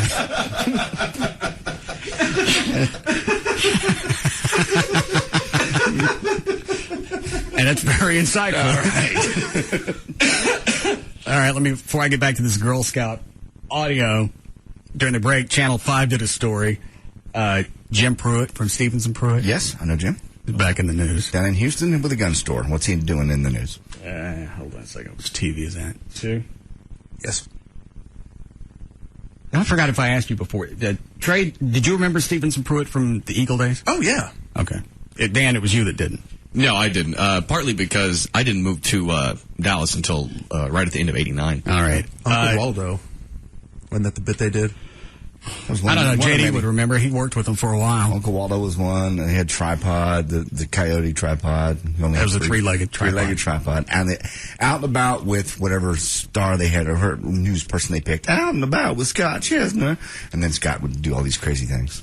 They did the same bits every morning at the exact same time. Jim, the guy that's in this story, he was the one that did all the voices. Okay. He was also the one that got busted flying guns into Mexico or out of? I tried to get him out of Mexico. Yeah, until he flew into a tree and hung it upside down for 2 days. They found 2/3 of coastal residents have no hurricane supply kit. More than half no disaster plan, and 1 in 8 does not plan to evacuate. A radio ad for a Houston gun shop is getting people's attention. Jim Pruitt's Guns and Ammo, where we say, buy 'em cheap, bury 'em deep. Controversy is not new to the gun shop owner. Sketchy.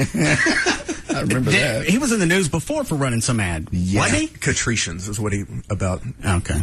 Who once urged residents to arm themselves against Katrina evacuees. We certainly don't mean buy your guns, shoot the criminals and bury them deep. Not in your backyard. But no, that's not the intent of that. But it's a fun thing to think about. He still got it. Yeah, he still got it. Well, what does he care about? He's getting free TV. He owns a gun shop. He's not going to get in trouble with anybody. Looks like he's cleaned up, too. He's lost a little bit of weight and kind of that flesh he used to have. Yard. But no, that's not the intent of that. But it's a fun thing to think about. Jim Pruitt claims the ad really says customers should buy guns now and stash them away just in case politicians prohibit the sale of guns later this year. All right, everybody. Is that a possible bill that's going to pass? I doubt it. I think any of the presidential people are saying they're trying to ban guns. Not guns altogether. Talk about banning more of the assault rifles and things like that, and tightening the loophole at gun shows where you can just go in there without running a background check and just buy from an individual. The loophole there is they claim it's collector to collector. Yes. Yeah. Okay, now, because I went to the gun show, I bought a gun and walked out with it, but I had a CHL. Now, if you've already done, in essence, the state's already done the background check but on if you don't have a CHL, what's the process at a gun show? If it's not a dealer, you can just go up and buy a gun and walk out. Okay, then why did I have to show anything? Why did I have to show a CHL? You may have bought from a gun store that was at a licensed dealer at the gun show. Gotcha. Okay. All right. We were in the middle of what? The girls, the Girl Scout. Girl Scout David cookies. Henry Dorr. All right, we're all covered. Trey, you brought in 3 more clips of the girls. Are these as good as the television interview? Yes. All right. Let me finish the TV interview. Okay, so it's a crime. Or maybe not to steal. I mean, do you have any remorse about stealing from a 9-year-old girl? Right now, no, because I'm kind of pissed because I have charges and we had to give the money back anyway, so now I'm pretty pissed. And they wouldn't retake my picture even though one of my eyes was closed. No. Where did this happen, Dan? Boynton Beach, which is Florida. Okay. But I mean, some people might say it's, not the nicest thing to do to steal money from a child, especially a Girl Scout. What, Dan? Trey and I just locked eyes. I realized why Boynton Beach sounds so familiar. That's our favorite taser lady. She's from Boynton. Oh, yeah. You gonna tase me? They said they gonna tase me.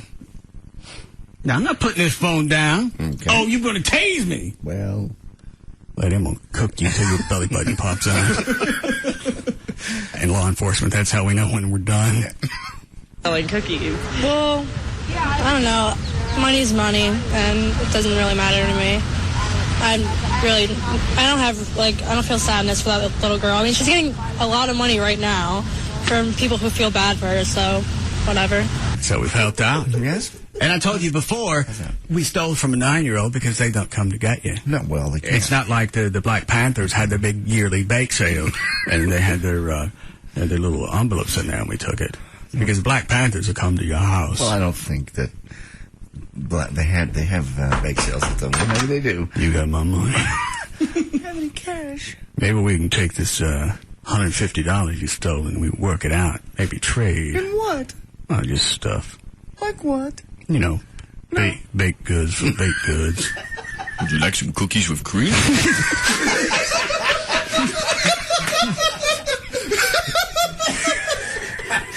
That's the first time I've spit chaw through my nose. I don't believe I want to be a little girl anymore.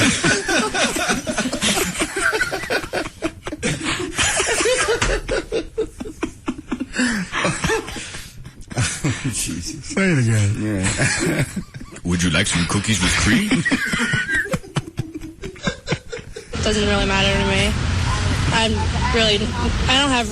don't feel sadness for that little girl. I mean, she's getting a lot of money right now from people who feel bad for her, so whatever. What were you going to use the money for? Probably for gas. Just for gas money and and gambling debts. And to get the Black Panthers off our back. Would you like some cookies with cream? cigarettes and stuff, I don't know. Are you worried about the misdemeanor charges? Yes, I'm very worried. I'm worried that they might come back up a month later and I'm going to have cops knocking on my door for a warrant. Does she think that they were just booked and now they're out of trouble? I guess. Well, we're out in the open. We must be free. They let us go. They normally don't let the prisoners go. Sweet. We are out. Hope it doesn't come back up in a month. Hope they don't get pissed and come at us again. Listen, the Black Panther's over. Man, I'm sick of the Bluebell. So, those people over there, I'm very pissed. Anything else you want to say? Or? Not really. Steve, do you have any questions? No, you said you had to give the money back. Did you spend any on it before? Oh, I spent $50 on gas. I filled up my gas tank, and that's it. But I was planning on buying a necklace and all this stuff and a new phone. But now I guess not. We should have at least got to keep the money. Yep. Am I allowed to answer the phone? All right. We should have at least got to keep the money. How do you think that works out when you rob a bank? All right, you got to be on the charges, but I'm going to keep the cash. That's the way it works. Yeah, well, I go to prison and I keep the money. No. Well, then why am I going to prison? Because you stole the money. But if I give it back, then I didn't steal it. Yeah, you did. You still stole it, and we got it back from you, and now you get to go to jail. You got to do the cookies and cream thing on me. No. Possibly in prison. All right, what are the other 3 clips? The next one would be, I think it's a first court appearance. All right. Sentencing day today for Stephanie Woods. She's the teen found guilty of stealing cookie money from a local Girl Scout. CBS 12's Chuck Weber in court as the judge announced the sentence and why he feels she needs to be in custody. Chuck? Claudia, Stephanie Woods, her trial 2 weeks ago in juvenile court, convicted. I'm not kidding. They're going to have these 2 chicks on Good Morning America or the absolutely. Today Show. I want them first. Okay. You guys tried to find them yet? Not during this break, but we will next break. We'll get them. Of taking part in the theft of money from a girl. What, Trey? This is the wrong clip to play sequentially. All right. Which one should I be playing now? There's 4 clips. Yes. Don't play the one turning over a new leaf. Play the other one. Well, I can't tell which one's which. Hold on a second. All right. I see first day in court. I see sentencing. I see turning it around. First day in court. CBS 12's John Bachman has the exclusive story. John. Yeah, Kurt, that includes things like shoving our camera and flipping our cameras the bird. Today in court, Stephanie Woods blamed the media for a lot of her problems, but the judge decided that she's the guilty one. Stephanie Woods may not have been dressed for court. Perhaps that's why she's wearing her lawyer's suit jacket. But the 9-year-old who says Woods stole from her was. That's Gracie Smith in her Girl Scout uniform who says Woods and a friend snatched $168 of her Girl Scout cookie. Dan's right. You got to put these chicks to sleep. You can't put them to sleep. There's no remorse. They didn't even. You put them to sleep even because they didn't even give a shot at lying about it to the TV crew. When they show up in court, obviously poorly dressed, and the lawyer has to put his coat over her. There is no help, but you can't put them to sleep. Money. But today in court, all Woods said she did was wait in the car for the friend. I started yelling at her. Why? Because I was on probation at the time. I was what? On probation at the time. All right. Still am, and I was saying, you're going to get us both in trouble, and we should just go bring it back. But that's not what she was saying when we interviewed her the day after the theft. Remember this? I mean, who doesn't like money? I remember. Today, she was asked about that statement on the stand. Why did you say who doesn't like money? Because the question that was asked was, so do you have a job? I said yes. And they go, so you like making money? I said, who doesn't like money? Oh, so now they get to deal with perjury. Right. Even though the interview with the TV station, that in itself isn't perjury. But now they're lying about what they said in court. Well, it's not like we stole from people who couldn't. We didn't steal from no Negro people. Why would a lawyer not walk her through this and go, don't say that? Maybe have it on videotape. Maybe he wants her to get locked up or put down, just like what Dan was talking about. Down. You deal with a couple of chicks that are that stupid, and you're too stupid to lie to a TV crew. Really, at a certain point, we're going to have to sterilize you, or it's 99. You just take them to a strip club where they're going to end up eventually drop them off. But listen to what we actually asked Stephanie that day. Why did you do it? I mean, who doesn't like money? Woods also testified she was paid to do that interview. Why did you admit to being involved in the crime if you weren't? Well, pretty much because of the fact, because I was upset, and they paid me money. I forgot this, they paid me money. When in reality, we didn't pay her a dime, and she actually approached us. At the end of the day, the judge wasn't buying any of it, and Woods was found guilty of petty theft. As she left the courtroom, she gave our camera one last goodbye. Well, Woods will be back in court in 2 weeks for sentencing. She also said she was fired from her job because of the news reports about her. We're sure that didn't help, but we were told Woods also missed 2 weeks of work before the theft. That probably didn't help either, Kurt. Thank you, John. Want to hear more from Stephanie Woods? On our website. Oh, no, we're not locking that up yet. I'm suing the Girl Scouts of America. Got me fired. They didn't do it. You didn't go to work. They got me fired because of the news story, and the news people still owe me $45. They said they didn't pay anything. All right, turning it around. Is that the next one? Yes. Turning it around. That's what an infamous teen who became notorious for stealing from a 9-year-old Girl Scout says she's doing with her life shortly after appearing before a judge. Nice. Again, CBS 12's Juan Carlos Van Hool is here with that story. Juan Carlos? Liz, the name Stephanie Woods has become synonymous with bad girl behavior, but with a possible jail stay in her future, she says she's becoming a good girl. All I could say is that I'm really sorry. Stephanie Woods seemed contrite, claiming she's been turned into a cookie money monster. The 18-year-old convicted just days ago for stealing money from a Girl Scout selling cookies. Now a no contest plea for a more recent brush with the law, dining and dashing from a Denny's restaurant, for which she could face up to 60 days in prison. I'm a very strong person, and I could handle any type of punishment, even though I think it'd be really unfair if I got 60 days in jail. A 17-year-old friend who has yet to be charged. I'm not kidding. I want these two chicks on the show tomorrow. Don't jack around, because Good Morning America's already going to have them booked for Friday. You got it. We'll be on it next break. Why weren't you on it last break? I didn't know that you were serious about having them on. Sometimes you say things. I said that off the air. Oh, okay, we'll get them. Was with her in both the Denny's and Girl Scout thefts and was supposed to take the stand, but Wood's attorney was nervous. She was going to turn against his client, so she took the plea. The family was just concerned that we didn't want to give this person a forum to continue to vilify Stephanie. I mean, who doesn't like money? It was that flippant statement right after stealing from the Girl Scout that drew ire from across South Florida and the nation. I still don't think it gives them the right to be screaming things at me at Publix, at Starbucks. The teen says she is trying to change. So she's obviously walked the ticket at Starbucks. She says now when she's in public, people are screaming at her. Publix is a grocery store. Oh, okay. I didn't know that. And the nation. I still don't think it gives them the right to be screaming things at me at Publix, at Starbucks. The teen says she is trying to change her ways despite this flip of the finger and then shove of our camera last week in court. I don't have much of an attitude anymore, really, except for the other day. But that was just anger, so what can I say? Her attorney says Wood's plea of no contest was the best avenue given the conflicting statements from her younger co-defendant. He says the Denny's manager did not even want to prosecute for the $25 unpaid tab. The attorney believes Wood should only serve 1 month of probation. We'll see what happens. She'll be sentenced June 6th. Kurt? Well, they haven't even addressed the perjury now. No, not at all. That'll be the next thing in her little future. How we doing, Chloe? Yes, Misty. The sad thing is where's the parents? You know, kind of like what you were talking about yesterday. This is obviously two girls that have been left to do whatever they please, and you've got a mama and daddy sitting on their backside saying, oh, well, she's never done this before, or, you know, but not my sweet little angel. Y'all are just blowing it out of proportion.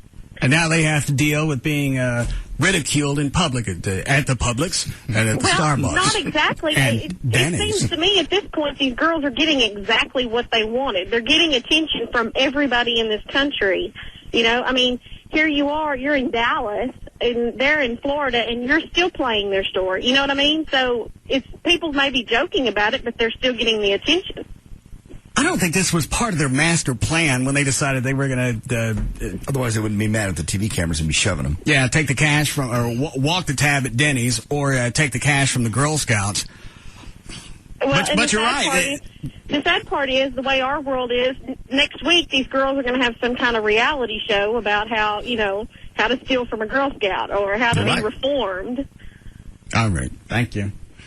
It's really kind of similar to the Nick Hogan thing. You're right. He's going to roll out of prison and go, I want the cameras ready when I hit the streets, Dad. That way. Well, there's a celebrity that goes with Nick Hogan only because of his dad. Well, these two chicks are absolute buffoons. This will be a short-lived celebrity, but it'll be a celebrity nonetheless. And you know what? Maybe she was right on the phone. Well, they hear the TV cameras. Here comes people are following me around just like they do Paris Hilton. Well, in their simple little brains. I don't think they counted on what was going to come after the TV interview. They just thought, my friends are going to see here that we stole from a Girl Scout. And we're cool. We have street cred. We played it out. Now we can get our own gang colors. We can get tattoos. What would they be? Well, I haven't decided yet. They took my money back. Now we'll never get in the Black Panther. We need a break? Yes. All right, we'll be back.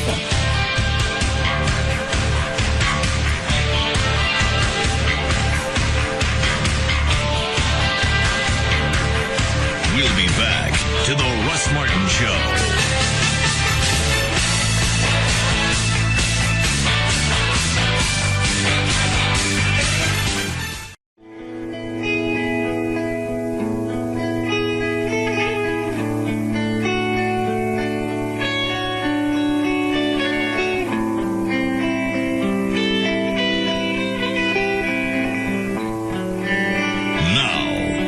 To the Russ Martin Show.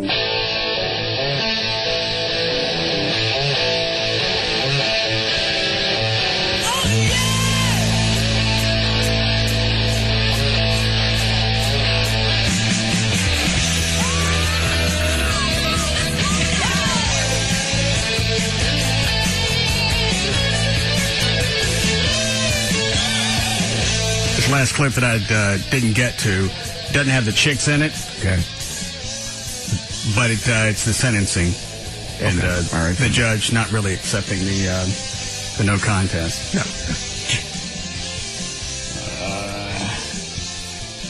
Sentencing day today for Stephanie Wood. She's the teen found guilty of stealing cookie money from a local Girl Scout. CBS 12's Chuck Weber in court as the judge announced the sentence and why he feels she needs to be in custody. Chuck? Claudia Stephanie Woods, her trial 2 weeks ago in juvenile court, convicted of taking part in the theft of money from a Girl Scout. Today, the judge who convicted Woods decided on what help and or punishment Stephanie should receive. In court, Stephanie admitted to a drug problem, and her lawyer asked that she stay on probation and enter a private drug treatment program in Broward County. Juvenile justice representative agreed with probation and treatment, but another state report concluded Stephanie needed long-term treatment in a secure facility. And based on Stephanie's admission to trying a long list of drugs, juvenile judge Moses Baker called hers the worst drug problem he'd ever seen. And he pointed out she'd been on... What is it, Dan? She made it up! She made what up? The drugs! She'd been on probation for something. Well, she was on probation for beating up her boyfriend and walking the tab at Denny's. It's not like she was found with a meth lab in the back of her Hummer. So she made all this up. Good. She made all this up so she'd get to go to the treatment facility, rehab? Yeah. I have a problem. Jail. Exactly. I have a handicap, and if you're addicted to the drugs and the methamphetamine. All right. And that would explain the only reason well, it wouldn't, but in her attorney's mind, it would explain why she would say something so stupid at all. You can go back and explain everything she's done leading up to this point based on drugs. I think Dan's right. If you put her in rehab, then she doesn't have to go to jail, and she can be on probation when she gets out because she'll be better. Actually, yes, she still has to get sentenced, or the judge has to accept the plea deal for walking the tab at Denny's. So she could also, on top of this treatment, then have 60 days in jail. And I think her attorney at the end of this clip, there's no sound bites from any people, but he thinks that's not just the 60 days. Juvenile judge Moses Baker called hers the worst drug problem he'd ever seen. And he pointed out she'd been on both juvenile and adult probation and gotten treatment. It hadn't worked, so he ordered Stephanie to a state lockdown drug treatment program. And until a bed in such a program opens up, the judge ordered Woods taken into custody. You saw her there being fingerprinted. Stephanie's mother cried afterwards. Stephanie also shed tears as you saw. Stephanie's time in the treatment program is indefinite. That same judge will monitor Stephanie's progress and approve her release when he feels she's ready. Afterwards, Stephanie's lawyer expressed his displeasure, questioning whether Stephanie would get the mental health help she needs in that state program. Tara? Yeah, she will. She'll stay there at least 90 days because, first of all, they get state money. So it's not the 28 days you've heard about. They'll hold her in 90 days, most likely. And normally, I'm not big on first-time offenders or chicken-ass stuff like this. Locking them up. More if you got if room's limited, lock up all the violent offenders. But I'm okay with these two chicks getting it. Yeah, in this case, in one case. Well, one thing you don't mean death, right? You just mean getting it, meaning jail. No. Oh God. They're gonna be of no value to society. And this. Hold on, let me let Trey What?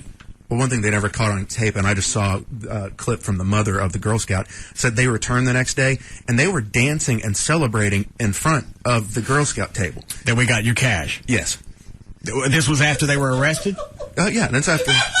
Why would they go back and be happy? Because they're idiots thinking the only penalty they were going to have to go through was give the cash back, be arrested. They didn't think there was any type of trial or sentencing that comes after this. We said that a while ago. We stole your cash. And look at this. We're out. We can come in. We can go out. And you ain't got no cash. And I got a full tank of gas. We said that a while ago. I thought you were kidding. That they thought that was all they had to do was be arrested and be processed, and then because the cops let them go, they're free. Yeah, I mean that. The man, first you're clip. right. Put them down. Thank you. I'm sorry. Trey's right. In the first clip, she talks about. Oh, let me jump ahead and see if I can find it. Really quick, she ran to my car, and we left, and we parked, and we split the money. Why did you do it? I mean, who doesn't like money? I mean, I don't know. But it's a crime. I know it's a crime, but it was an easy crime. It was easy. It was sitting right there. I mean, there's a lesson learned now, but I didn't think I was going to get caught for it like that. I wasn't really aware of the cameras or anything. I didn't think about it. Didn't really think. What's the lesson you say that you could learn out of this? Probably not to get caught, or maybe not to steal. I'm still in a quandary on that when I'm on the fence. Not get caught, don't steal. Lessons. I could go either way with this one. They were right. Life's a bitch. Very difficult. I mean, do you have any remorse about stealing from a 9-year-old girl? Right now, no, because I'm kind of pissed because I have charges and we had to give the money back anyway, so now I'm pretty pissed. But I mean, some people might say it's, not the nicest thing to do to steal money from a child, especially a Girl Scout selling cookies. Well, I don't know. Money's money, and it doesn't really matter to me. I don't feel sadness for that little girl. I mean, she's getting a lot of money right now from people who feel bad for her, so whatever. What were you going to use the money for? Probably for gas. Just for gas money and like my cigarettes and stuff. I don't know. Are you worried about the misdemeanor charges? Yes, I'm very worried. I'm worried that they might come back up a month later and I'm going to have cops knocking on my door. You're right. At this point, she thinks just being arrested and having to give the cash back and having a record, she thinks she's free and clear of this. She thinks it's the equal of a speeding ticket. Yeah. I paid the fine. The fine was giving that cash back. Yeah, I paid $100 fine. They took it all back and didn't get no gas. Stop. Well, I think she said she already got gas, didn't she? Yeah. Yeah. You just want to reach in from the screen. I told you, at a certain point, the camera guy's just got to stop, and set the camera down, keep rolling tape if you got to. Take the tripod and beat the piss out of her. And good luck finding a jury that convict you. No. Because you did everybody a favor. My cigarettes and stuff, I don't know. Are you worried about the misdemeanor charges? Yes, I'm very worried. I'm worried that they might come back up. Have somebody come up and stick their hand all the way up in her clam, pull out her fallopian tube so she can't have kids. Here, take these. Play with them like knockers. They used to have them when we were kids. A month later, and I'm going to have cops knocking on my door for a warrant. So those people over there, I'm very pissed. Talking about the Girl Scout. Apparently, she's pissed at the Girl Scouts. That's the best. Anything else you want to say? Or? Not really. Steve, do you have any questions? No, you said you had to give the money back. Did you spend any on it before? Oh, I spent $50 on gas. I filled up my gas tank, and that's it. But I was planning on buying like a necklace and all this stuff and a new phone. But now I guess not. We should have at least got to keep the money. Am I allowed to answer the phone? This is another one of those times I really want to curse. You can't. You want to be God so you can pick her up and flick her under the moon like a booger. I just want something to happen to them more than just some type of probation, house arrest. Well, it will eventually. This is not their last little incident. And their parents cried. Well, you know what? You should cry because you raised a couple of, or whichever parent, doesn't matter. You still raised an idiot. That's the first time we've heard anything about the parents, too. That was at the sentencing. And this goes back to not chastising children when they're young. They grow up identical to these two idiots. Making fun of some 5-year-old in class saying, do you want to be like this? Because he's been nothing but trouble for the last 2 or 3 months, and then having the kids turn on him. If it'll keep him from turning out like this, I'm okay with that type of chastisation or neutralization. No. I don't know. Like I said, we go back to the 5-year-old. That's a whole different subject. But well, no, it's not that far removed. Is that 5-year-old that's been on the news acting like a complete ass in class that finally the teacher pulls him up in front of the class, says, do you want to act like him? He's been nothing but trouble for the past few months. Do you want to be like him? You've got to have some kind of point that kid's going to remember, and these 2 chicks never went through that. No, there seems to be a balance somewhere in between chastising the poor little 5-year-old in front of everybody and this, which obviously these kids got this way by not having any type of punishment or guidance, any kind of structure whatsoever. And he goes back and highlights a point of all the values that could be instilled by a good pimp. Oh, no. How did you get around to pimps out of all this? Pimps provide structure, and really, as far as society goes, that's the only thing these 2 chicks can do. Oh, what is it, Trey? Yeah, I mean, you look at her. I mean, I guess in the last year, she's beaten the crap out of her boyfriend, dined and dashed, and stolen from a... That's what she's been caught doing. Yeah. You know, her future is either on a pole or working for a pimp. No. And there's nothing wrong with that. No. You take a pimp who's going to... These are teenagers. They can straighten up and get their lives back together. These teenagers can't be straightened up because you can't convince them what they did was... forget legal, illegal. You can't convince them that it was wrong. That's frightening that they really think they're pissed at the little Girl Scout. She's over there still making money, and I had to give it back, and now I might have to go back to jail. That's because you've had no guidance in your life, and a pimp could have instilled that. Pimp's not going to instill what she needs. Take those 2 chicks and you trunk them for about 2 months so they got time to think about what they've done. As funny as that sounds, I'm not sure they'll come out any wiser. You want to hear that audio of them again and decide whether or not they deserve to be trunked in a Cadillac? I don't think they're going to come out any smarter by trunking them. I'm not sure that really instills wisdom in anyone. There's going to have to be some type of penalty, some type of loss. But trunking is not it. Throwing them in the trunk of a car doesn't really teach anybody anything because they're being abused. If these chicks are too stupid to learn, you're going to have to just... Extreme measures. Maybe boot camp. Well, that's what a pimp is. A pimp is just like boot camp. A pimp is not boot camp. Knocking. What?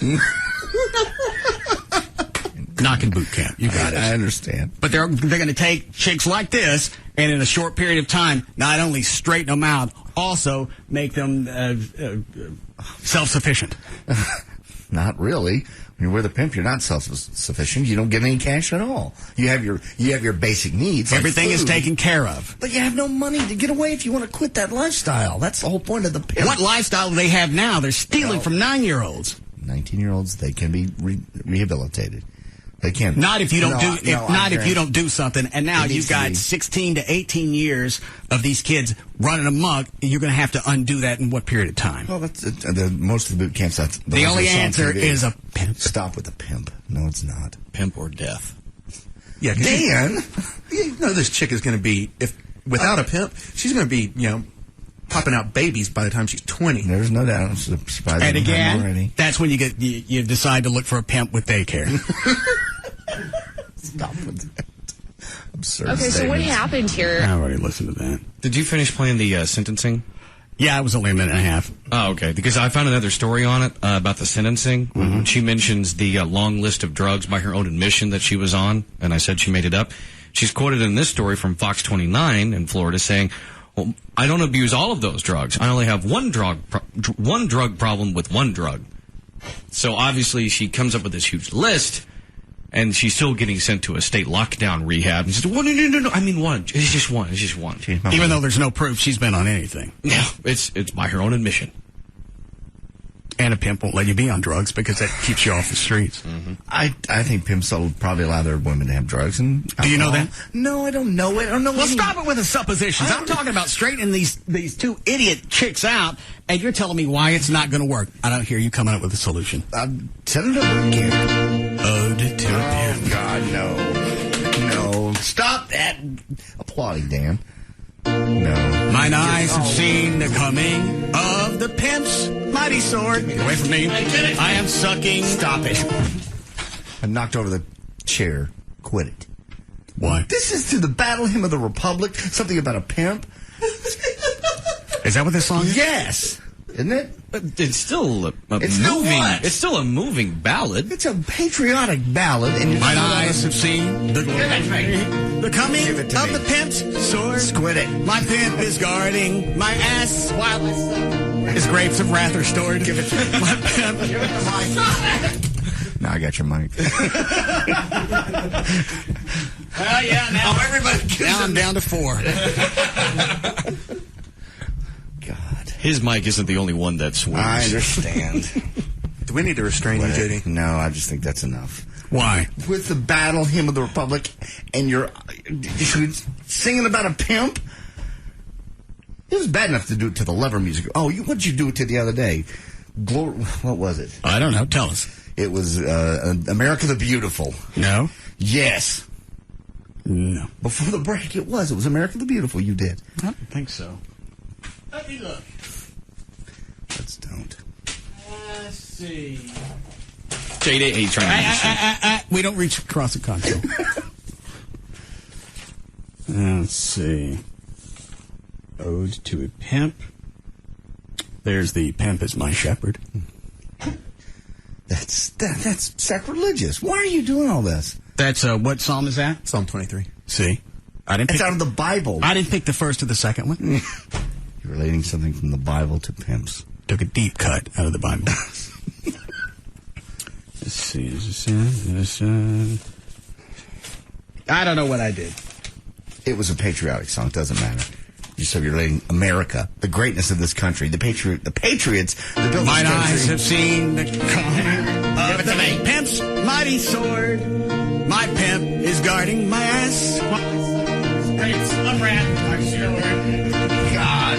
He charged the client extra who pooped out some candy corn. His golden tooth is... Give it to me. Give it my... There you go. How dare you run a bit. Ruining that bit. That kid's dead. I wanted to hear the chorus. No. It doesn't change much. Oh, okay. I want to hear the chorus. I was able to work whore in it. Nice. God almighty. Do I want to take any of those, Alfie? Line 4. Okay. What? People that want to burn you with a stake. It's funny you bring that up. Yes, Melissa. Hey, JD, I wanted to tell you that Russ is 100% correct. There is no rehabilitating those girls. I have a 19-year-old son that's in college on the dean's list, and I have a 17-year-old daughter that's a retard.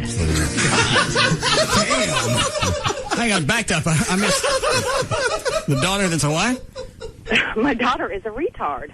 Now, what happened to her? I don't know. Same. I mean, she's lived with us all of her life. I have one kid that's on the dean's list, and I have another one that can't seem to do anything right. How old is she? She's 17. We're counting down the months. 7 months, 20 days till her 18th birthday. And then it's off to Pimp World. No, my son, who is also 17, went through a really hard time, pulled out of it, and by 20, he was apologizing to me for the way he acted.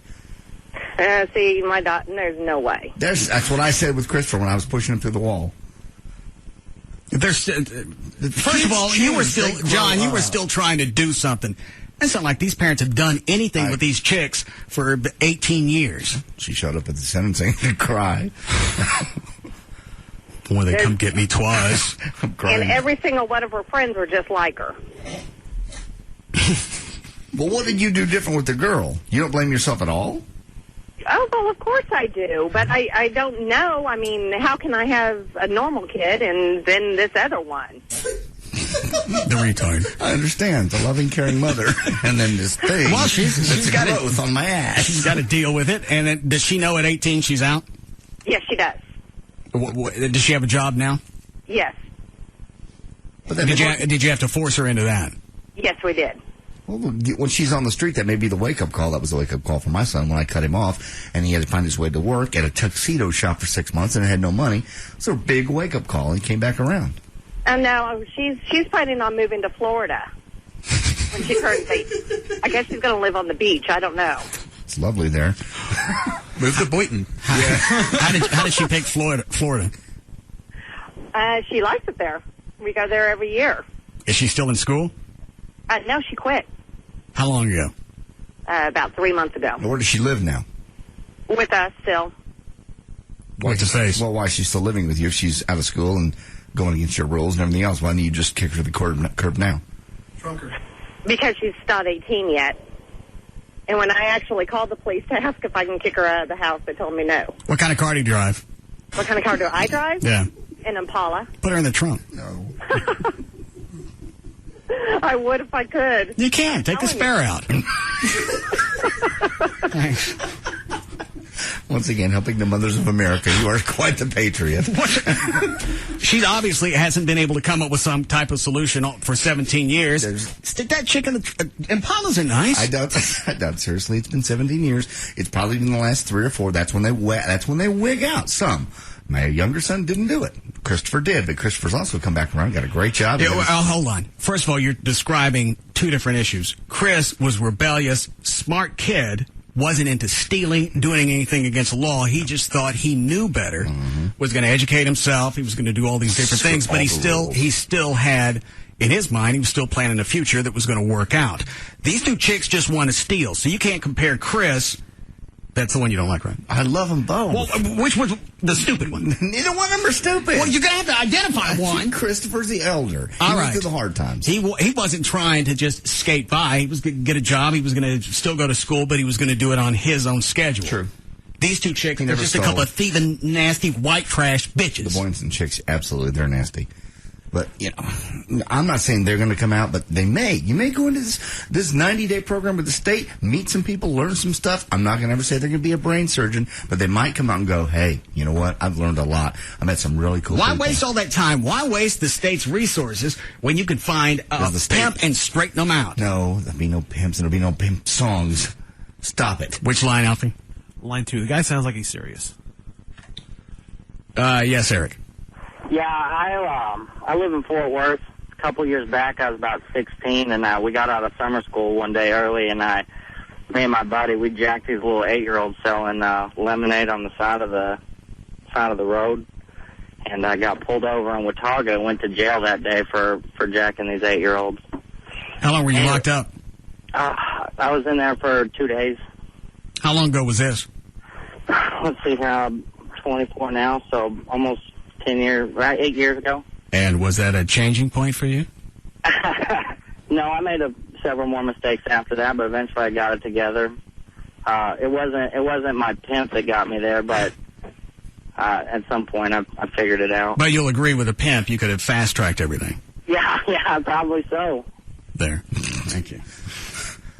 No, going further into crime does not make this a better situation. It's not illegal. Prostitution isn't illegal everywhere. Well, and these 2 chicks are going to give me nothing as far as giving back to society, so you might as well give me some cookies and cream. How do you say it, Dan? Would you like some cookies and cream? Need a break?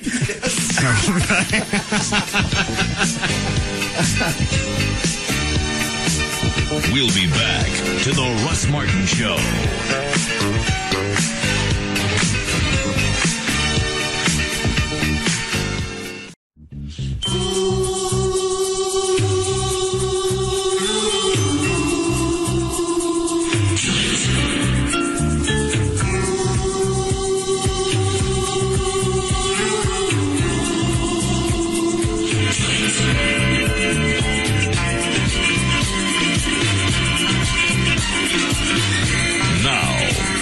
To the Russ Martin Show.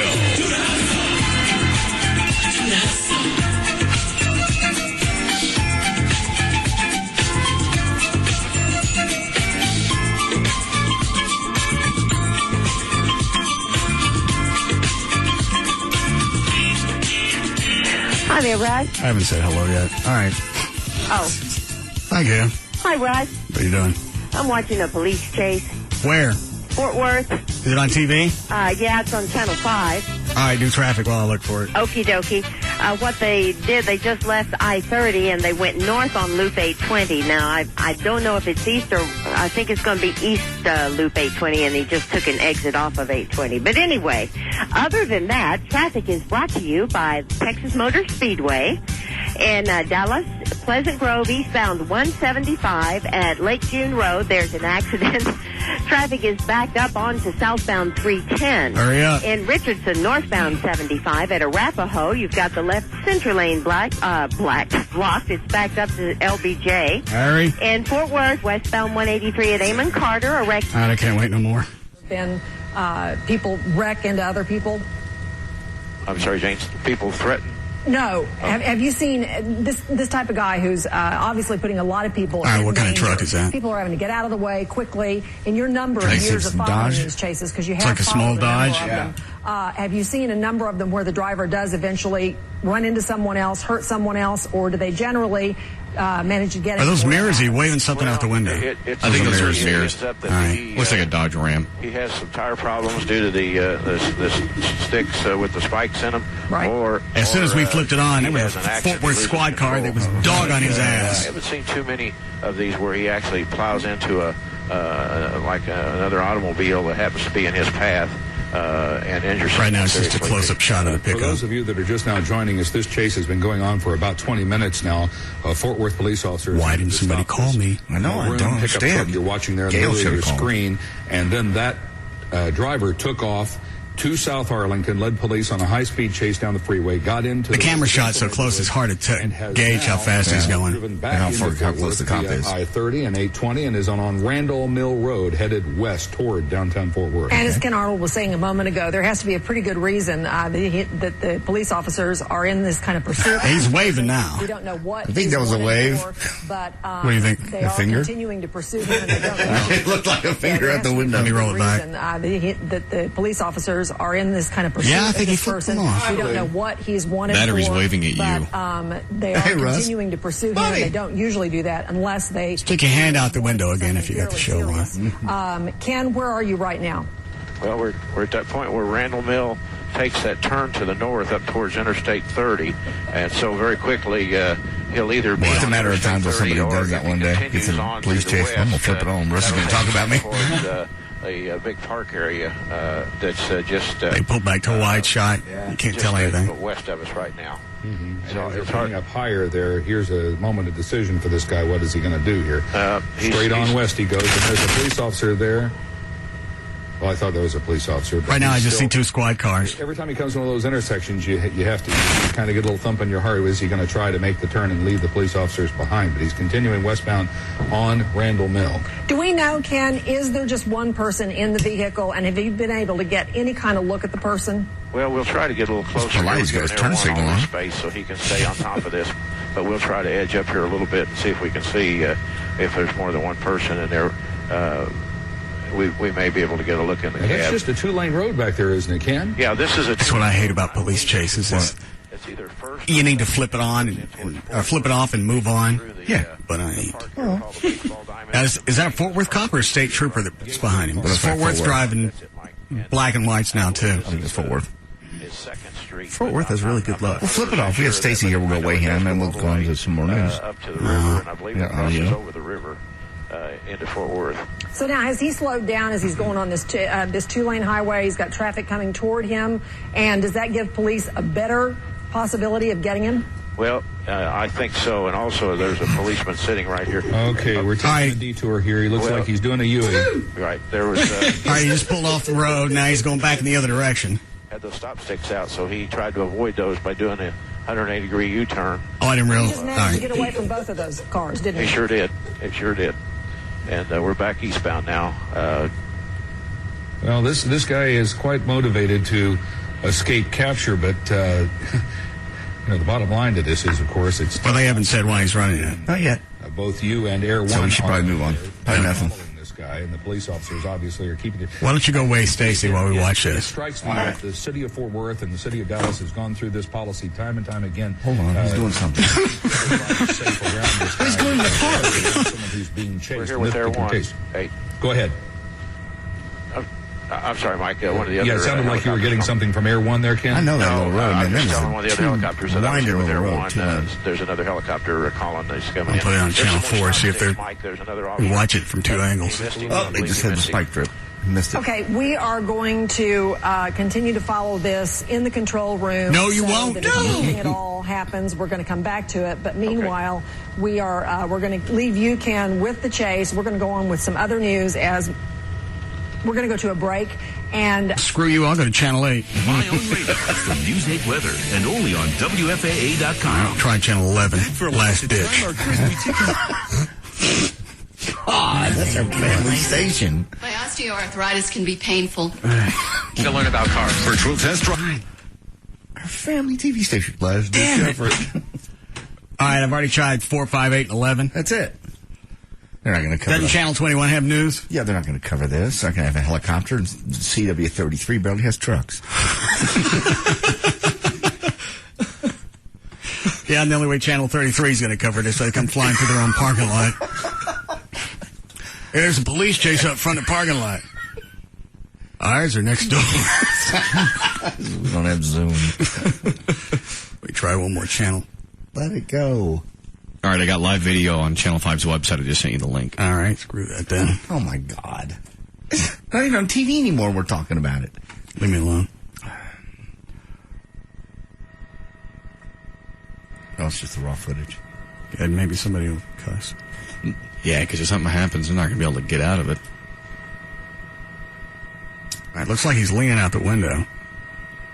Is he on a cell phone? Maybe. Yeah, he's on the phone. Yeah. Probably calling you. Hey, go through the phone lines and see if that's one of those is him. Hey, Russ! It's Phil! I'm at TV! It's Phil! Oh, my side. Russ! Forward! Oh, God. I wonder why we don't hear any helicopter chatter. Because he's not talking right now. He's not in an area he doesn't have to talk. If he talks Yeah, he's still on Randall Mill, eastbound Randall Mill.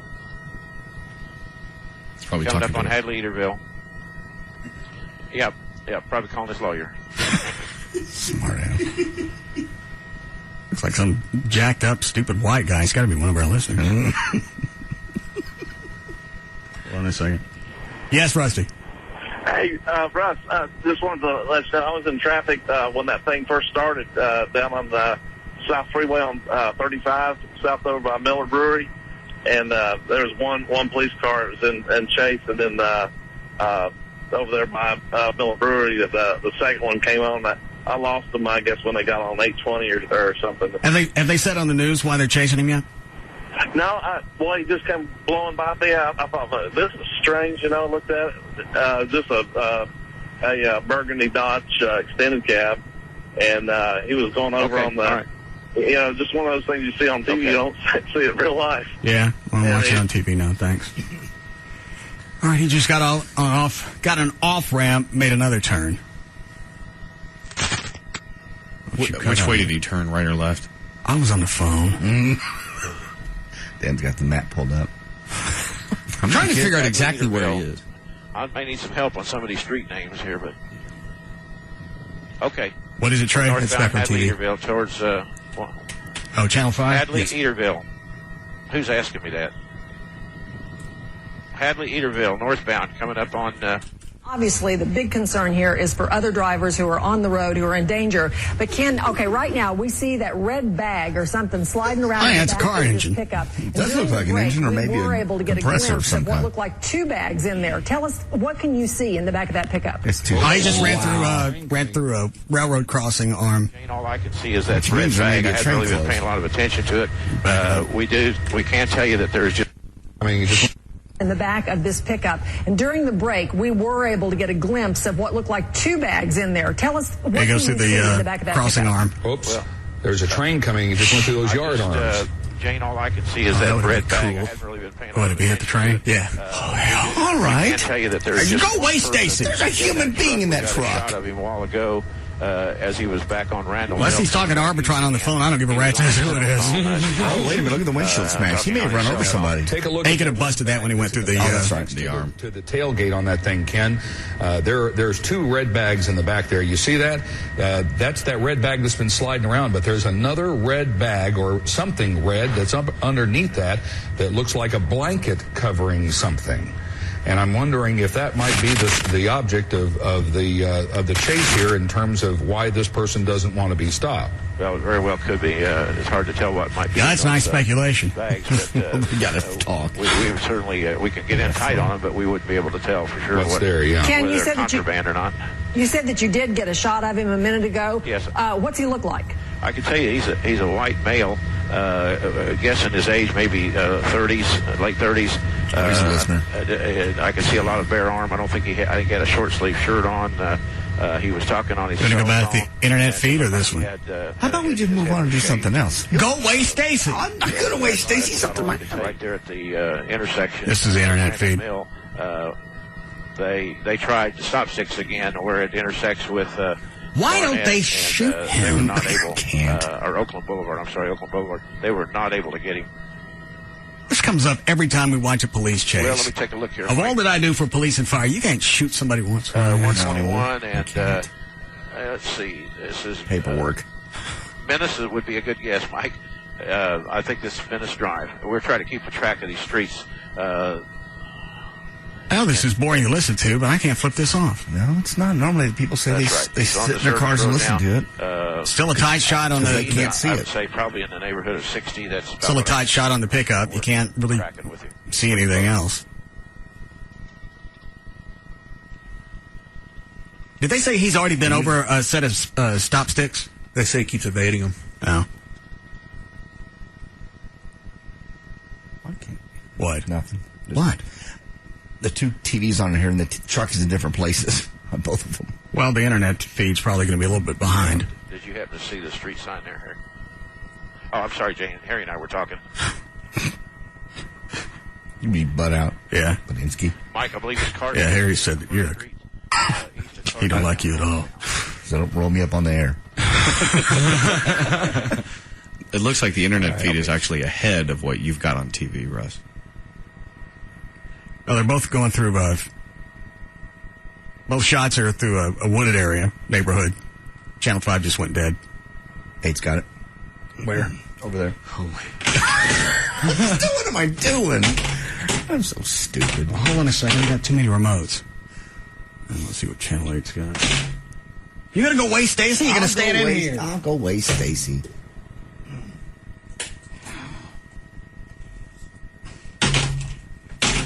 Why do I have 16 remotes? All right, where's Channel 8? Needs. Your Metroplex Cadillac dealers present Lowe's. Where is it? TV3. There looks to have some difficulty in there, so no telling what's been going on with this. But now he's in a neighborhood. He's just sliding around corners. Yes, Troy indicated he crashed through some railroad arms as they came down. He's gone through several barricades trying to get away from police. Now could be the time that he vanishes because of all the trees. Yeah, all he's got to do is bail on the truck. If he gets far enough away from the cops, he can get out. Yeah, I can't even see the truck at this point. As it moves back toward the downtown, Fort Worth has been on the freeway, now off the freeway and into a residential area. The problem, of course, is police are going to be able to keep up with him. He's making the very serious mistake of thinking that he can get away from them and not. He may elude us momentarily. In fact, as you can see. You ain't Stacy yet? Yes. All right, hang on. But in just a second, as the camera widens out, you'll probably see more vehicles start to flood in that area. There they are. What did Stacy weigh last week? Left turn he's making. I want to say 583. Last week, I think. Troy indicated he was traveling at upwards of 100 miles an hour in this pickup truck. A single male. What's he weigh now? 568. Shock him anyway. Shield damage on the right passenger side. And as Troy mentioned to us earlier, the driver crashed through some railroad arms that had come down, and I can't flip this off. Barricades. I don't want you to. Elude police, and police are still on hot pursuit. Now moving along, it looks like off now. Yeah, that's the second, third. He just made a right turn. That's the second and third to pursuit vehicles that are right behind him. But they may have. I did not see him. I don't see him right now. Progress to the right side, so I'm not sure what's going on. He's either to the right of our screen or to the left. The helicopter's lost him. Of a couple of things. Number one, why police are after him. Number two, is this him on the internet feed? Yeah, that's him there. Yeah. And they're going behind those buildings. Now, JD, with helicopters, they're pretty good ways back. It's over a shopping center. Do they have to stay? Is there any reason why they're staying back that far? Probably because you have Air One that's in the lead, and you got to stay. Everybody has to stay clear of him, so you got to stay kind of a satellite. Because they've gone to a wide shot. Now you can't see Dick. Any of the pilots are talking to each other. So hold on a second. Oh, Lord. Yes, Anthony. They just turned off on Bernice. Looks like they're in like a little trailer park area that he's trying to go through. They've got 4 helicopters all over his ass, and I'm behind 3 police officers with their light on, running through this neighborhood trying to find his ass, or him. Are you following the cops? Yes, sir, I am. All right, call me back. It's like an update every minute and a half. I was weighing Stacy. Is he missing? The guy in the truck? They're having a hard time keeping track of him because he went through a neighborhood in a wooded area. And if you'll notice on the internet feed on Channel 5, there's no chit-chat going on. Well, it's because they're doing weather with Finfrock. If the helicopter's still up there, if they were seeing something, he'd be saying... But the truck's not in the shot anywhere on the internet. This may be a first. Well, it must be one of those things since they lost. Hang on, they just picked him back up. Oh, Jesus. He went through a cross street and the helicopter caught him. You picked him up, Dan. Ha for them. Oh. All right, now he's back into wooded area. He's coming up behind a car, past them. Ran a stop sign. He's just adding up now. Helicopter's having a hard time comping their shot because he keeps going in under trees. You know, if he's thinking that far ahead, he's pretty smart. Staying in a neighborhood with a lot of trees. Yeah, so but he's got a better shot of T-boning somebody going through a neighborhood because it looks like he's going at least 65, maybe 50. His only concern is getting away. He's all right. Cop probably 100 yards behind him. The thing is, if they shoot him, we're not going to hear it on this internet feed. No. Let's watch it on TV either. Hold on a second. Yes, Rick. Hey, Channel 11's got a better feed than Channel 5 has. Who does? Channel 11. That's fine. All right, thanks. Okay. That works for me. What? It's the guy from TV. Huh? It's the guy from TV you're talking to. Oh, I thought you were talking to me. No. I don't. Okay, got 8. All right, it's Channel 11. Where does 11 come up over here? TV2. So all began presumably with a traffic stop. We don't know specifically what it was for. Whether somebody do something. Targeting this vehicle, the person inside, something specific they were pulling him over for, or her. Was it just for maybe well, look at that. Channel 11 lost the feed from the helicopter. What a freaking shock! Pulled over, who is posing a serious threat right now. Didn't pay the bill. She drives very rapidly through the residential area here in Haltom City. Okay, looks like he just turned onto a more heavily traveled street, and you can see the police still very close behind. Don't know what the policy is for this particular police department. I know that there are some police departments in our area that won't. He's reaching down just because they don't underneath have for something. I wonder if he's about to throw something out. The windshield. Yeah, a good look at the right side of the windshield. Our crew's telling us on board Chopper 11 they had a closer look earlier and say that the window is damaged. From what we don't know, obviously, it doesn't appear. Well, had you picked up on the story earlier, you'd have known he ran through a railroad crossing. Dildo. But yeah, I'm wishing. Is there any way we can get Ryan Kimball, our photographer, on the phone, because he can give us a better idea of exactly where we are? Again, I'm going back to the internet feed. Oh my God. Channel 5's got a better shot.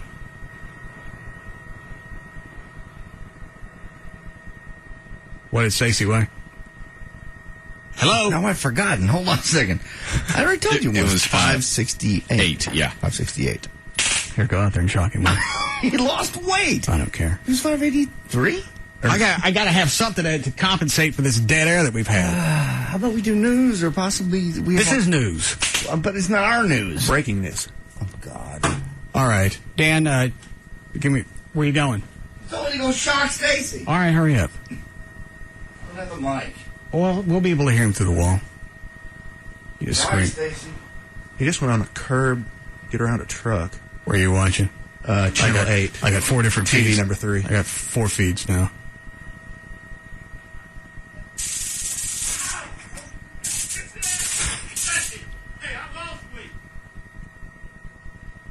sorry, which one am I? He hit me. Huh? He hit me. Well, the man lost weight. Why are you shocking him? You told me to. All right, I'm turning this off. We'll do news, and we'll Okay. just continue to... Here's your shotgun back. Thanks. Turn it off. Here we go. On something else. Okay, all right. Oh, jeez. Dan, read something. The Texas Supreme Court ruled Thursday that children taken from a polygamous sex ranch should be returned to their parents, saying child welfare officials overstepped their authority. The High Court affirmed a decision by an appellate court last week, saying CPS failed to show an immediate danger. Hang on, it looks like he's about to stop. Sweet. Look at that turn. He's east of Beach Street in Haltom City, and I wonder if he's in a neighborhood he knows now, because a lot of times they said they'll do that, but you know the lay of the land, you got a better shot to get away. You can bail out and you know the streets, you know the back streets. He's back on the phone again. What? He's back on the phone again. Maybe pedestrians as well. But as of right now, as this person continues to wind his or her way through a very populated area, obviously, at sometimes high rates of speed, no close calls that we've seen. He's making left after left in this neighborhood. He's looking for something. Yeah, he's just circling streets back and forth, back and forth. it Because he's just not appears even that speeding the fast enough police to are lose just the cop. following him. We haven't seen any attempt as yet for them to try to block him off. And again, you mentioned the stop sticks. There's a good look at the windshield there. Again, that windshield apparently crushed by a railroad crossing arm that came down, and now a really good look inside. We see a driver, no passenger in the right seat. According to KLLI. It's got a couple of seats in the back, and don't see anybody in there. So presumably just the driver on board. Ryan, thanks for the close look inside there. The only thing I can do is just turn the TVs off, because if I leave this up while we're doing something else, I ain't going to hear a freaking word Dan tells me. Right, even if you turn them off, you're not going to. All you're going to want to do is turn them back on. Well, there are people in traffic that probably need to know this information, but we'll tell them when they crash. Let's move forward. Just turn them off. Well, the only reason they need to know this information is for us to tell them where he is, and I don't know where the hell he is. He almost lost it at the same street that he's on now when he turned right a while ago. He got in some water there and slid sideways, went up through a yard, and just about hit a parked car. But he's... I know, as soon as I flip this off, he's going to plow into the side of something. No. This will go on for another 20 minutes. All right. How long before we need a break, Flo? Actually, no. All right. Yeah. We don't know the gender of the driver. It's a guy. Oh, there was a close call. Why don't you flip it on channel 5 and they'll update you. What am I listening to now, 8? Something of that nature. I think you're on 11. Oh, even better. Again, we believe this is still winding through a Haltom City neighborhood. Chase wound through Arlington, through Fort Worth, parts of 21. Make another left. East of Beach, and now still through Haltom City and the neighborhood. The only thing I can figure is he's trying to get around a corner once where the cop's not behind him, and then he can bail into the trees. This driver, that red pickup truck, And like you said, he probably knows the neighborhood, so he knows what alleys he can go down. A routine traffic stop. Driver took off. Let's make it another right. There, we will go ahead and call that. Like guys wearing. He's that vehicle. There is a good look at him. There is a good look at him. Actually, looks like a Hispanic guy. The window down apparently, and watch for anything that may come out. Hard left-hand turn and doing everything possible to get away from police this afternoon. He started rolling down the window like he was going to throw something out. Yeah. because it is just so compelling, and because They keep talking about that thing running around in the back. I just think it's a suitcase. Well, who could get in the way? Yeah, the biggest story with these things, and sometimes you sit at home. We don't even know this guy could be up for running a red light. Let's move forward. I don't care what he's up for. He's going to hit something. And if he doesn't, you wasted 20 minutes. What's going on with somebody driving at this high rate of I can't help you with this one. Right. And the bottom line here is if you are in the area. Chloe, go ahead and load up a break. We'll play the commercials in the left channel, and I'll play the police. Speaker and speaker. We'll play the police chase on the right so people can actually listen to the break. That would be a radio first. The other driver Is that illegal? Yes. Very cognizant of what's going All right, he stopped. He just ran over a stop sign. Into that parking lot and keeps on going now. Male driver in that red pickup truck has been pursued by police at least for a half an hour now. Yes. Presumably still in the Haltom City area. For an entire You can segment. blame this on Gail. I didn't know about the police chase until she told me we didn't have it on any of the sets in here. You were pissed off you didn't know about it 20 minutes earlier. But now that everyone's covering it, you would have seen it eventually, and we'd still be here. Yeah. These are very narrow streets. JD, if you don't want to see it, you can go in the hall. Side, well, parked on either side of that street. Hello? I'm going to stay here. Is he not plowing this one? Coverage on CBS 11 News. Could be a dangerous situation for anybody outside in a Halton City neighborhood here where this... Yeah, it's high-paid talent. Damn, what do you want him to say? There's nothing left. It's a truck. Could be a dangerous situation. If he plows into somebody. That's what Russ said might happen. All right, he just fishtailed in front of a church. Oh, my. On the sidewalks and I'd love to talk to this He guy. must be getting tired. He's been going What on were you for doing? a better part of an hour. So he must be getting tired. And I think he went around the block. I think it's just by watching the way he's driving, he's just biding his time to where he gets a block in front of the squad car where he can bail out. Passing the church. Like get a train between him and the cops like he almost did earlier. Yeah. Now he's going the wrong way. Oh, almost hit somebody. A two-way street. Well, we've got still more than a half a tank, so we're going to stay with him as long as we can. You And, better not land. Hopefully they will get him stopped without any... Okay. He's back in the neighborhood. Okay. All right, well, we should break. Is he stopping? Oh, God. No, he's just... They've lost him in the trees again. All right. Trey? Yes. Go in the lobby and bring 2 more TVs in here. We'll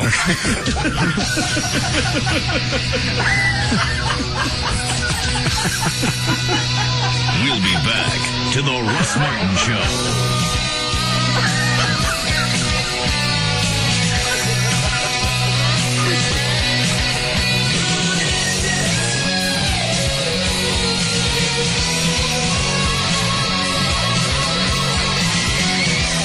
Like nothing you've ever heard before. The Russ Martin Show.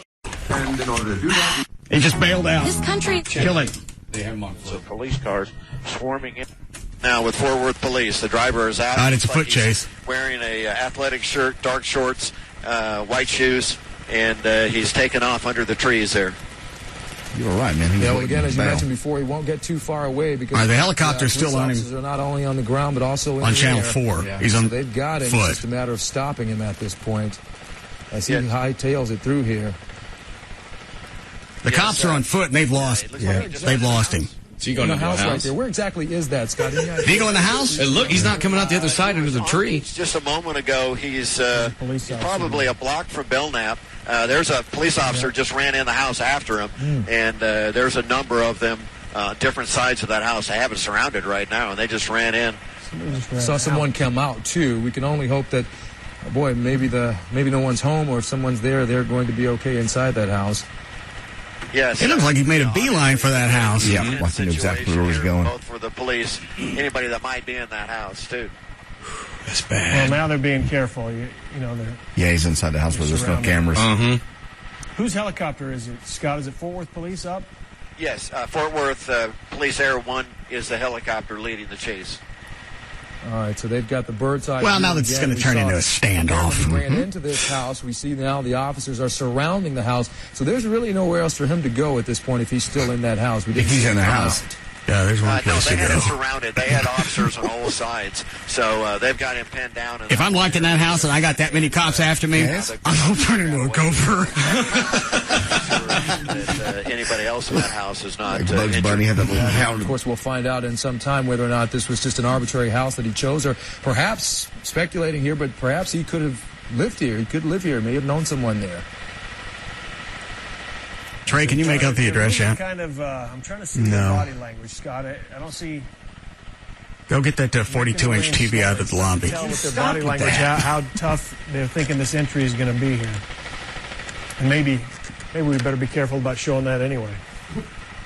Yes, he could have a TV set inside there, so we're going to stay fairly wide on that. Well, he could have had a radio in the truck. Seemed to be fairly, or the but he could see the cop cars behind him. Right, I see someone apparently not in a police uniform, dressed in white there. Not sure, Steve mentioned whether or not he could be a resident there at the house. All right, He's Chloe. going to hop that fence and come back and which spot did we stop on? He could have gone out the back way. Huh?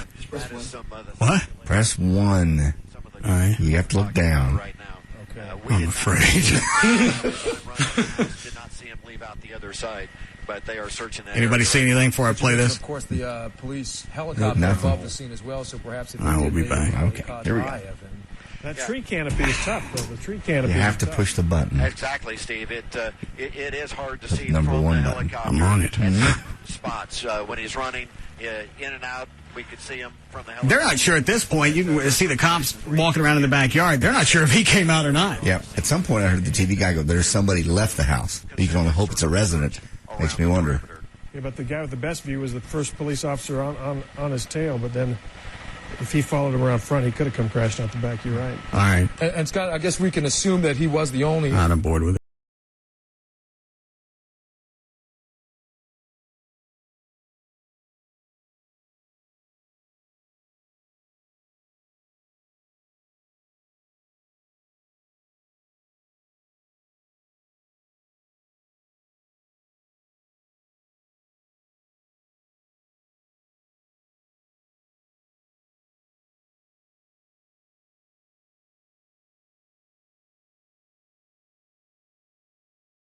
Car comes by, slows down, and then takes off.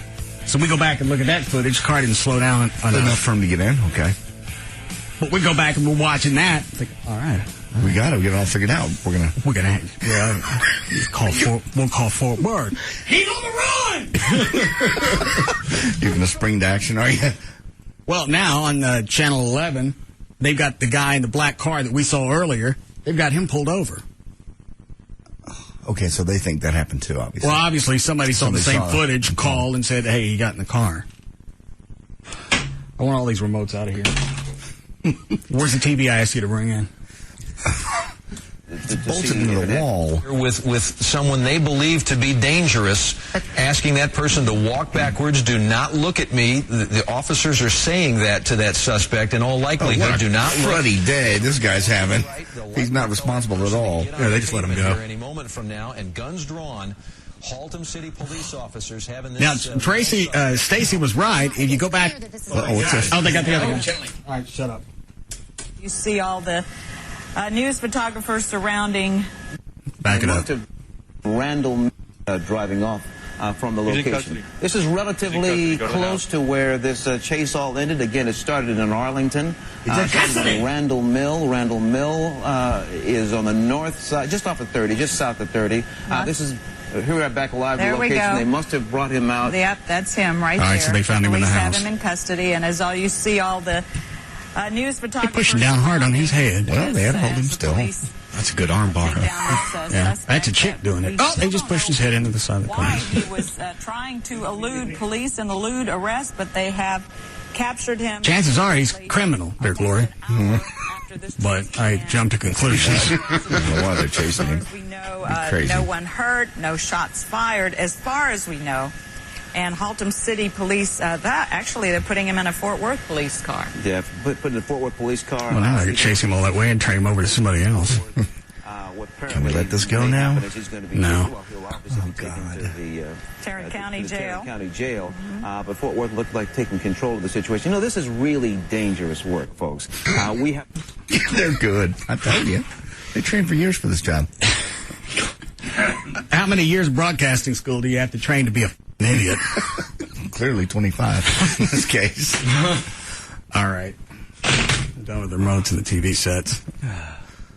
That's the biggest irritation with police chases is I know the audio on the air blows, but people and I can't flip. What? People What are they going stuck in their cars. They want to hear it too. They really do. They What can't are they going to see get out of it? They're going to listen to us watch TV. Well, if that's compelling, tomorrow I'll flip on the SpongeBob and we'll do that for a half hour. It's different when it's a police chase in our own city. If it was LA, I understand, but it's in our own city. All right. And you know, somewhere on the police radios right before they caught him. No, there's 97 helicopters in the air. Nobody beat the hell out of him. Somebody try and shoosh him into a house. We got two things working for us. We got trees, and maybe he'll run into a house. Just get him underneath something. Don't take long. Drag him if you got it.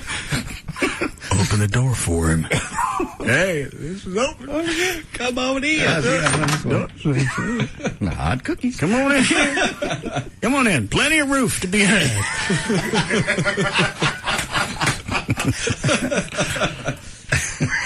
All right. I guess we can try our own news. There we go. Stacy, how did you get down to 568? Did you do something? Have you been taking stuff to make you yak? No. Runs? No. You're not eating? Emotional problems? Well, stay on that for a while. Russ. You lost 20 pounds. No, he's having emotional problems. It's better to be emotional. Do you think you think being overweight isn't an emotional problem? Well, certainly it is. Okay, well, if you're going to have emotional problems, at least lose weight on it. There could be worse things than having weight. Are you going to die from anything? No. Anybody around you going to die? All right, then. Whatever's bothering you, hang on to that for a while. God. You're such a support system. He's almost 600 pounds. That's an emotional stress right there. It is, certainly. Why not swap one out for the other? Okay, Stacy, are you ready for your water aerobics? Yeah. This weekend at Russ's house? He's not coming to my house. You've got that nice little ramp in your pool. I never said he was going to be able to use my pool. I thought you said he could. I addressed this a couple of weeks ago. I'm not going to have him come crawl into my pool, drown, and then I got to deal with Greenpeace. How many different times I got to bring that up? I can swim. He can swim. There are a lot of things that are supposed to be able to swim that drown. Greenpeace. I'm not going to have a bunch of animal groups all over my ass. Either love him or you don't. Get him in your pool. Get him in your pool. He won't fit in my pool. I'm sorry. I do not have the water displacement of a battleship, okay? I'm a very small pool. Yeah, bitch, you do. All right. What is line 2? He says that he enjoys listening to the chases. What is it, Robert? Hey, boss. Yes, sir. Here's the fascination on our end, even though you think it's boring radio. We know that there's going to be an even to odd chance that there's going to be an ass whipping at the end of that police chase, and we want your commentary on the ass whipping. But so far, we always get short-sheeted on the ass whipping. Yeah, but eventually they're going to get one where they get him under a tree and the cameras are kind of off a little bit. They're going to beat the crap out of him. You know it's going to happen. All right. So somebody's got to go through Garland at some point. It'd be funny to see some guy come up the Garland thanks, line, Robert. Garland line, lock it up, turn it sideways, and get out and go, screw this. Give up. Pay me here in Mesquite. I live through it. I'd rather have a mesquite beating. Any day. Oh, no, the Mesquite cops would pull up and kick him over the line. Oh, no, you don't. You're not stopping here. That was too easy, sir. Professional courtesy. Here you go, Garland. Yeah. Whoa, hell! He's yours. Can I add a little something to this? No. Thank you, though. What do you want? And with your connection, you'll probably get a phone call with blow-by-blow commentary. If he's getting beat? Yeah. We actually almost got that once. It was a couple of years ago. It was something off of 35 or 45 south of Dallas. And we had spoken to at least one, maybe two of the officers that were in the chase with like 3 other departments. Is this the one with the 18-wheeler? I don't. Where the DPD thought they were going to have to take out the 50 caliber to stop it? With the lady in the cab next to him? Yeah. No, different one. All right, go ahead. No, this one was 35 or 45 going south. I can't remember. Go ahead, because I'm getting wound up again. Well, I know, but I'm throwing it out there because it's been so long, I don't remember all the details. Well, that's all right. I think they had to break the window to pull the guy out. All right. And we had a guy on the phone that was saying he couldn't go on the air, but trying to give us one of heads the police up. departments down there. Yeah. I think I remember the city, but I'm not going to say it. Okay. I want to go home. Why? You're all wound up? Come and just slap the little woman around. Nobody got beat today. Come here. It's your turn. You always bitch that we don't do role playing, so here's what we're going to do. I want you to get on the riding mower and run for me for a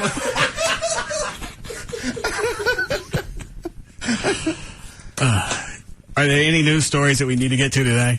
We got about 5-6 minutes. Do we need a break before like us? All right. You need anything? I don't think we have anything standing other than the sect kids going back to their parents. That's the most... Nothing else entertaining. Did you ever do the one from AAA with the Texas spokesperson that we happen to know? Oh, yeah, no, we didn't do that one. We didn't do that. Okay. You want to do that? It's just somebody that we do know. something. I've already asked 3 times. It has audio to go with it. I don't know what cut. JD?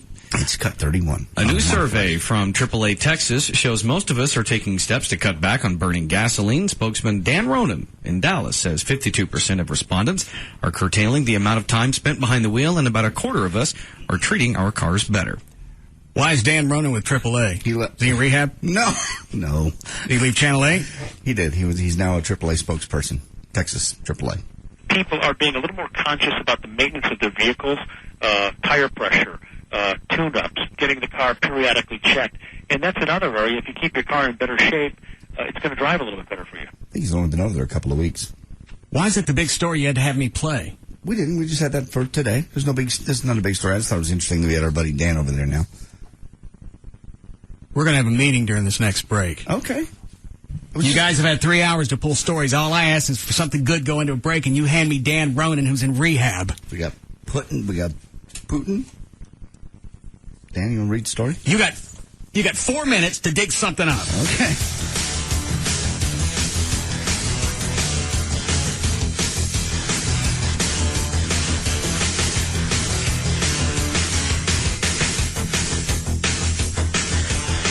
We'll be back to the Russ Martin Show.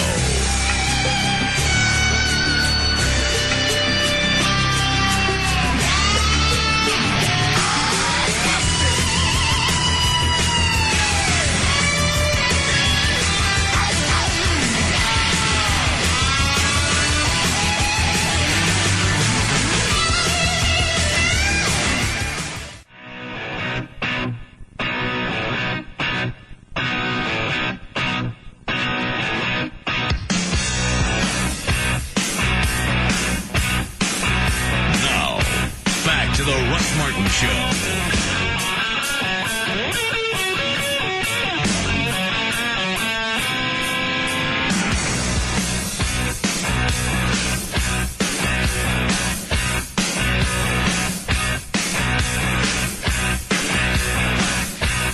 Somebody called in with a plate on the guy that was running from the cops. Did you run that? I ran it and I got nothing. Bad plate? Nobody came up or no criminal record? Nobody came up. I mean, I searched every state and no one came up. But the numbers that they gave, I can easily see where, like... Maybe they got it wrong? Yeah. Okay. Line one. Yes, Debbie. Did you hear that Billy Myrick got fired? Yeah, I saw that on Channel 8 today. I didn't get the rest of the story, and I figured if... he got fired from, where was he, Murphy? Murphy. Yeah. That we would have heard from him by now. Did they say why? They were saying that it wasn't due to the sting, to catch a predator deal, but it seemed like it was. Well, they got a new city manager, 7-8 months ago? Yeah. Yeah. Well, now that he's no longer working with Murphy, we'll get the whatever story everybody left out. Yeah. And possibly why was it Collin County? Yes. Why the DA decided out of 24 different predators, we can't prosecute one of them. Yeah. All right. Ridiculous. All right. Thank you. Yeah, I got an email from someone claiming to be a Murphy officer saying why he got fired, but I can't say it because I have no way to verify it. So why'd you bring it up? I'm just saying they said it was not the Murphy, the police the thing. Dateline thing, that it was something totally separate. I would probably guess because don't they have the same mayor in Murphy? Yes. Mayor, new city manager. I would guess it probably relates back to the Dateline. I'm sure they've been looking for any reason whatsoever since that Dateline thing to pop him, and they may have found one. And how you didn't look at that as being proactive, I don't get. You got a police department. It doesn't make any difference if they were working with NBC or they were doing it on their own. They worked with NBC and Perverted Justice. Perverted Justice. Then at that point, they got access to equipment they normally wouldn't have. You would have thought that would have helped as far as the prosecution goes. Yeah, and the Collin County DA says, we don't have enough. You got taped confessions with police officers.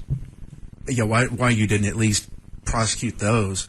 Send them, probation. At least they go on the sex offenders list, something. And then the residents saying, well, it made our neighborhoods unsafe. You had cameras everywhere. You have people watch that you have security you couldn't afford. Well, and at that point, Murphy becomes an area where predators, they don't even want to go anywhere near because they know from time to time they have stings. On the other hand, you have the mayor who comes up after the whole Dateline NBC broadcast. We're never going to do that here again. Well, why don't you add that to the welcome sign on Murphy where we enjoy child predators? Because that's exactly what you did. Yeah. We're not going to do stings here again. That's not something that we do. All right, so if I get an email from somebody in Murphy, I know I'm probably in the clear. I think Collin County as a whole. I mean... Well, yeah, because of, who is it, Roach? Yes. The DA. Yeah, I mean, like you said, taped confessions, and he didn't do a thing with them. All right. You ready to go, Dan? Sure, if you like. Okay. Here we go. All right, go ahead. For more information on The Russ Martin Show, including pictures, videos, and more, just go to russmartin.com. To answer any questions you may have about the show, just go to russmartin.info. To email the show, and during the show only, send that to studio@russmartin.com. Other show websites, johndavidryan.com, danomalley.com, djclo.com, treytrenholm.com, and for Chuck the Band Manager, chuckwheat.com. Limo service for the show is provided by Limo George, his website, limogeorge.com. Russ gets his guitars and band equipment from the Guitar Center, their website, guitarcenter.com. The official liquor store of The Russ Martin Show is Majestic Fine Wine and Spirits, their website, majesticliquors.com, and the official site for Live 105.3 is live1053.com. All right, see you guys around. You can now listen to The Russ Martin Show anytime you want on the web at russmartin.info.